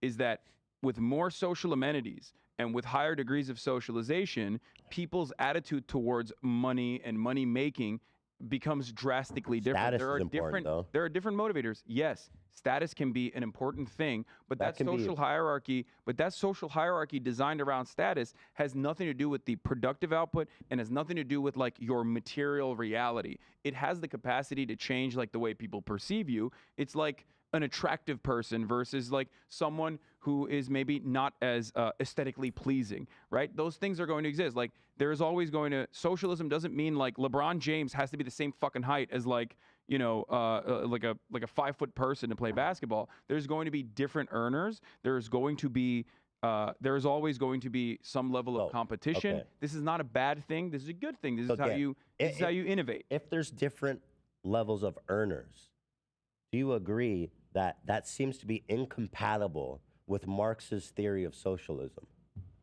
Because if No, it's absolutely not. Because all, and correct me if I'm wrong, Hasan, because you're more read on this than me, but all that is being said at the end of the day is that people are entitled to the value that they create. If somebody creates more value than somebody else, then they are entitled to more value. the theory is wonderful, Yes. but And the I'm idea- we're talking about real shit, right? So when people make more, they're gonna want to influence.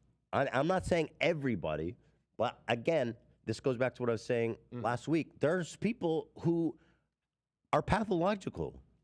Okay. Yes, there's always bad faith And actors. even in a socialist country, the sociopaths are probably going to float to the top just because they're willing to do everything that other people aren't, or they care about status and power where other people don't. And so these high-functioning, highly motivated sociopaths are going to want to influence government and business democracies to increase their power and influence. Like they do now under a Yes, capitalist like they system. do now. Right. And that's why I think it's not realistic to expect that not to happen. And I think the most realistic and the best way is in between. Because capitalism... Can I counter what you said? Hold on. Capitalism doesn't work. We know that. And I think socialism doesn't... Again, this is all being bred from not having defined terms and not being able to address in simple, tangible terms. And I'm not saying simple because I think Ethan is stupid, but like he's asking basic questions. You need some basic answers. doesn't work for the same exact thing. Because people are going to want to... The psychopaths are going to want to move it. And I think the only realistic solution is in the middle, where you just create a sandbox that is good for everybody and operate within that sandbox. Because everything else seems like a fantasy to me. Every single thing that you've mentioned in both of these equations still revolve around human greed, turning humanity and the way people operate into capitalist little demons who are driven by profit. I do believe self-interest is a thing that happens. That's certainly true, which is why you have to have certain restrictions placed upon people that ensure that they don't get out of hand with the level of power that they have. The way I describe it is this. In America, people always say labor unions are corrupt. They're actually really bad. They have a rigid hierarchy, and they are also susceptible to nepotism. This much is true in certain labor unions. So there's been a lot of reform in the Teamsters and the UAW. Shouts out to that. No, what do you mean? Historically, there absolutely has been. I don't say that about no, I know you don't say that about unions. My point is this, though. The way I counter that always is this. There's always going to be corruption. There's always going to be, bureaucratic red tape. There's always going to be nepotism. But I would much rather, if corruption is inevitable, I would much rather have a more just and more equitable, a more democratic process that at the very least by its very design, like in the union structure, offers tangible benefits to the workplace, to the workers, rather than the corruption that we currently experience on a daily basis under the capitalist corruption. That's the same thing I want. Okay, which is why I said, but you're not comfortable with socialism with capitalist characteristics. I also think that socialism, when you consider corruption and high-functioning sociopaths, there's a lot more risk when you centralize the power at the top. Let's say one party for a dictatorship or tyranny. That I actually don't agree with at all. I think that the democratic process in and of itself, whether it's a multi-party system or a single-party system or a two-party system like we have that yields like results exclusively, like the material changes that are made are done at the behest. Hey, Mr. Anderson, thank you very, very much for becoming a member over on the YouTube. I appreciate that a lot. Thank you. Of corporations and the wealthy, capital owners, no matter what, I think that a more democratic process is. Well, okay, wait. I don't think. Okay, I just saw Bjortrick Rex. I think it's fine to have I think it's fine to have hierarchical structures. I think, especially Starfleet, which acts as kind of a military force and an exploratory force, because in a hostile universe, you need an exploratory force to be at least a little bit militarized. I think it's fine that it works in a hierarchy. Mr. Anderson. Does Hasan know you? Like, if I asked him to put a good word in a good word for you with Ethan, would he know who I'm talking about? Is that a good idea? I mean, I don't think Hasan has any idea who the fuck I am. I'm not big enough to be on Hasan's radar in the slightest. I'm big enough to be on Vosh's radar, not big enough to be on Hasan's radar. And I'm also just not that big in general. But you know, if you happen to be alone with Hasan in a room, you can be like, hey, you know what? I know a great streamer named Riverboat Jack, and she talks about socialism. And maybe she could come on and talk to Ethan. I mean, I'd be happy to do that. But yeah.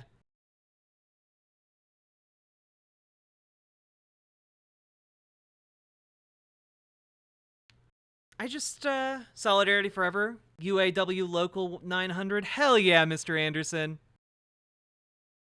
Let's give him hell. Jack is big where it counts. I am...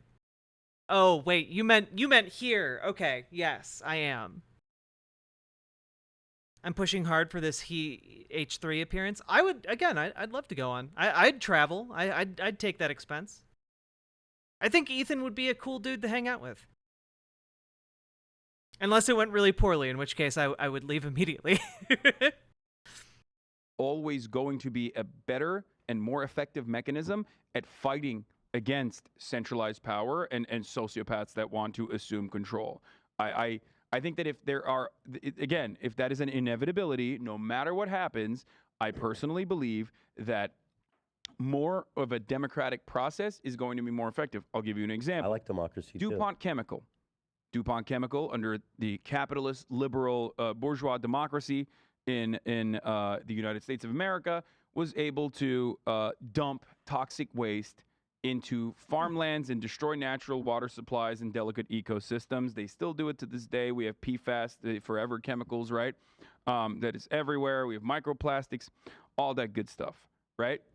In a situation where, let's say, DuPont Chemicals was like at least democratically organized, the workers themselves have more power to say, what the fuck are we doing? You're destroying my fucking uncle's farm. You're destroying my backyard. Right. And that way they can put a stop to it, or at least demand changes to happen, rather than expect the government to turn around and be like, all right, we're the EPA. We just realized that we are going to... so you want less government or more government? Because socialism is like all government. Government, no, that's not true, Ethan. Socialism is simply giving more power to the individual in that regard. Yeah. Again, if you just defined your terms, you could correct him, be like, no, I'm talking about this. I'm not talking about that. It'd be so much easier, though.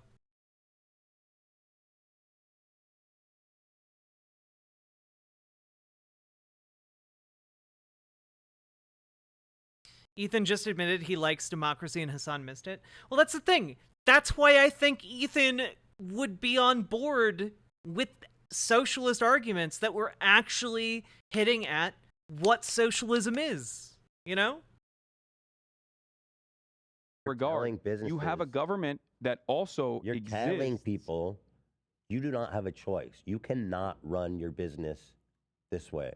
You cannot. Yeah, I mean, That's a stronger government than we have.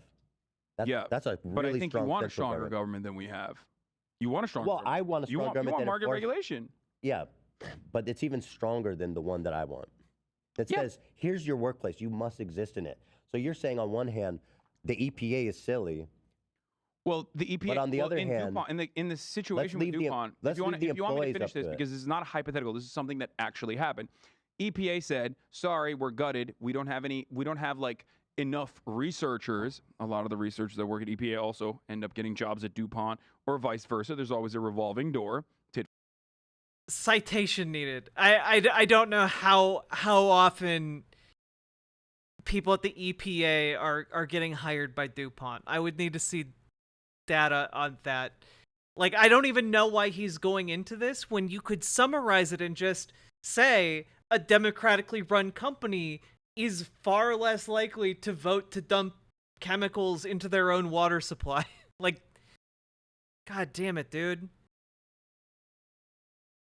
Sean Fain's strategy has worked like the art of war. Yeah, we went over a clip of Sean Fain earlier tonight where he just, like, reporter asked him a question about, oh, what about price hikes for workers?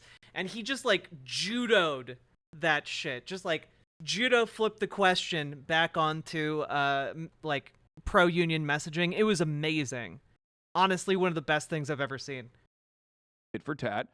Regulatory capture is something that these corporations do in an effort to monopolize and also improve their profit margins, as always.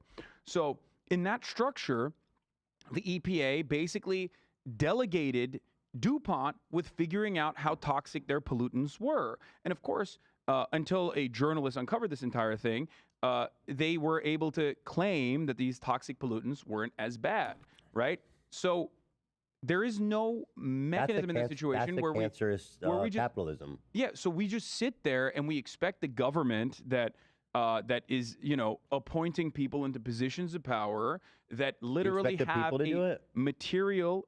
No, listen. We expect the government to enforce certain regulations and restrictions that they do not, because the people that are placed into that position of power have no interest or need in placing said restrictions, or maybe even lack the know-how. Maybe people in the to company do that. don't want to make less money. So maybe they don't have access to all the data that the CEO the beautiful has. part about that is that, at least historically speaking, what you're describing has never happened. What I mean by that is, when you look at the UAW, for example, it is supposed to be in their best interest to be anti-EV, and yet for some reason, Sean Fain and the UAW is perfectly understanding of a Green New Deal. There's also never been a company. Wait, why would it be in their best interest to be anti-EV? I'm pretty sure a lot of these companies are transitioning to become EV producers. What?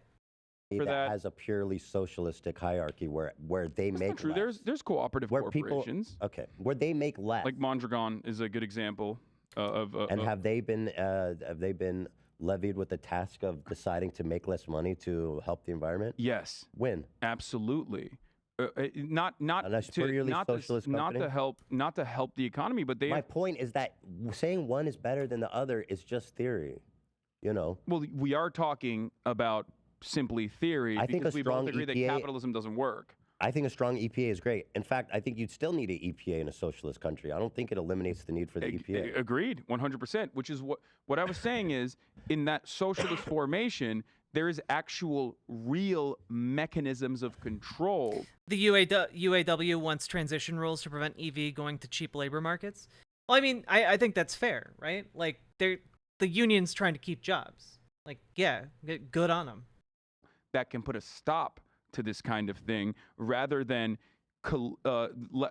power accumulating in the hands of the few at the top of the corporate structure that then make these decisions, make these hiring practices to get these people in the revolving door. In theory, what you're saying is great. In practice, it would be great as well. I think in practice it would be great, but I don't think it's possible. But okay, so now. So let's go back to this idea of greed, right? First you said the theory doesn't work. Now. Oh, and they've already received the subsidies to build the EVs in the U.S. They're okay, cool. You're saying in practice it won't work. No, because it's not. And what I mean is that you can't organize it that way. It won't work. And you know what I mean. But what I mean is that we do see different. You and I are in agreement that higher degrees of socialization is a benefit. Okay, we're in agreement. You like unions. You want workers to have more control. You want workers to have more power, more say, and have more autonomy ultimately. So you and I are absolutely in agreement on that front. So to say that that doesn't work in theory, I think betrays I'm talking about the workplace specifically. Well, yeah, in the workplace as well. You're in agreement, no? That's a huge difference. We spend 80% of our adult lives in the workplace. This is the most important And I place believe for it should be political regulated. organization. Listen, we seem to have a disagreement about like greed. Like there seems to be this notion that people that live in a capitalist country, we understand greed and desire for wealth differently than an example I always see is like Native Americans, and that's part of why I can't conceive of a true socialistic country. You're saying that like Again, the proper way to reframe this is that people do what's in their what's in their self-interest. We currently have a system set up so that you need money in order to survive and not suffer and die. Ergo, it's in your best interest to get money. But not at all costs, necessarily, right? And in a similar way, your incentive structure under a socialist society that has democratic, worker co-ops, your incentive is very different in a society like that. Your incentive is still to get money, but it's not necessarily to, avoid suffering and dying horribly because you don't have health care or because, you can't get a house. Well, yeah, exactly. Wealth is how you get the things you need and also some of the things you want. And that's good. You should be able to get those things. But like under capitalism, profit incentive and the profit motive destroys any of the other impulses we might have in a lot of circumstances. Like primitive communism or primitive accumulation. Like we've literally pursued this line so far. We've pursued the profit motive that our planet is dying. And we've known for like 60 years that the planet was dying, and we haven't done anything about it until like the last 15. So that isn't because people are operating and they're just selfish, right? That it's a deeper thing than just like one individual person operating because they're selfish. People have always been selfish, right? But it's a wider systemic issue, which can be corrected by having a different system that encourages better behavior. And it's quite sure it's irreversible now. We have to prepare for it. I mean, we'll reverse it eventually, just not in our lifetimes. Which has been the foundation of like societal development for much longer than the Industrial Revolution or post-industrial revolution capitalism, right? I've seen a lot of people say that greed is learned. That if you grew up in a pure socialist society, no, absolutely. Self-interest is a real thing that people have, but people can be taught, and people can learn that the collective aspects of societal development are far more important for self-interest than the individual. This is like the first good response Hasan has had this entire goddamn time. And we're an hour and 40 minutes in. Oh my goodness, dudes. We did it. We finally got the first one.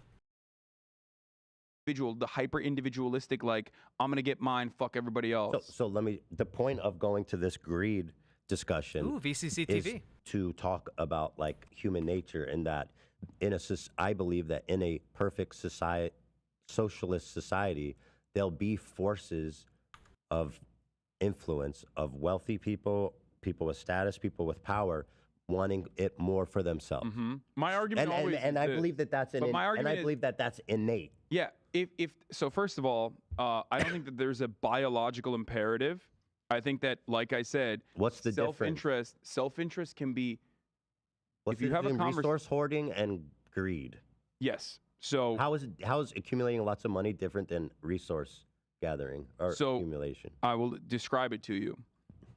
A society that heightens collectivist understandings, okay, as a consequence of it being directly tied to our, at this point, our means of production and how we understand it, how we generate commodities, is going to have the exact opposite opinion on collectivism versus hyper-individualism in the way that you see it under capitalism. More people will have a collective understanding that like we are in this together and that we're working side by side. Most, not all. Then yes, you're right. And the reality is that there will still be people who are self-interested, people who will still want to utilize the existing constructs, the existing hierarchies to their immediate advantage at the cost of others. But my point is that if that is an inevitability, which I agree, because there will be people who are sociopathic, criminals, charlatans, the lumpen pros and whatnot, okay? That will always exist. But even if that exists in the and I'm being very realistic about this, wouldn't it be better to have more mechanisms of control in the form of democracy and ensure a world in which everyone has more autonomy in a place where they spend 80% of their lives on? It would be. So yeah, then we're in agreement. Oh God, you're so close to being able to get him, and you've been fucking around for so long, though. Oh God, dude. There's a rubber band. You know, it's pulling us. The center of gravity is social democracy. Capitalism, socialism, and the rubber band's pulling us in both directions towards the center. That's what I believe. No. No. Again, this is what results from not defining your terms. This isn't like a yin and yang situation, right? Inexorably linked, but can never come fully together. Like, and can never go fully apart. Like, they're not I mean, they are contradictory, but like they aren't things that can exist at the same time, because it's a question of who owns the means of production. You can't have the means of production both owned by the workers and by the private businessman. That's not a thing that can exist. It's a matter of who owns the means of production, who operates it. And the fundamental question here is, should one person be able to own a factory and all of the profits generated by that factory, or should the workers collectively own that factory and collectively have the profits generated by that factory and decide how those are distributed and how things are run? You know? I think the answer is very clearly the workers should, for reasons I have already said. Good night, sweethearts, cat. Get good sleep. So, God. You know, I don't think he understands. Does Ethan believe billionaires are ethical? I mean, probably not. Ethan, I think, is a good stand-in for just kind of like your average guy and your average guy's understanding of like what socialism is. And I think he's a good stand-in for us to look at for like, oh, this is what your average vaguely leftist guy thinks. And I think we can reach him. It's just that the answers he's getting are confusing and mealy-mouthed and not really explaining much in a way that makes much sense at all for the underlying questions he's actually asking. Like, how viable is this? Okay. And my point always is that while marginal incremental reform in social democracies were made when there was actually a counterforce in the form of communists, trade unionists, anarchists, and the like, okay, they have been thoroughly eviscerated both in this country and in Europe as well, which is precisely the reason why you see Europe following the American attitude with its own conditions getting worse and worse year over year. If you're willing to at least acknowledge that there are going to be innately, just as a product of the human condition, people that are born greedy with a desire to want to hoard resources. Yep. That I fully admit that. That is always going to be true. But you know what tends to even that out? Democracy. Democracy tends to even that out. I don't know why you're afraid to say greedy. They're hoarding resources. If you're Yeah, willing to admit that bad they're going to people, be bad people. Yeah. then that's okay for me because there was some takes I saw No. that pretended like that. Don't have a conversation with okay. people on Reddit who also themselves will probably change their ideas. There's people are very rigid, especially under the guise of anonymity online. It's not reflective of the actual conversation that you could be having that's productive. Okay, good. I'm glad to hear that. But So let's move on. I fall into this trap too. I yell at fucking people in my chat all the time because I sometimes lose sight of like sarcasm and I can't get an accurate assessment because I don't know where I you're have to coming pee from. really bad, Okay. but I want to continue this. If you go to pee, I'm fucking everyone's a communist after this. I'm just letting you know. It's okay. You can have. While you're peeing, I'm just gonna. Maybe No. we should both go so you don't get the advantage. No, I'm gonna get You the don't need to advantage. pee? Yeah, like Ethan has very basic questions like, what is this thing? How does it work? Are you sure it works? Because, you know, I think some people have been selfish sometimes. Some people have been greedy. I've seen it.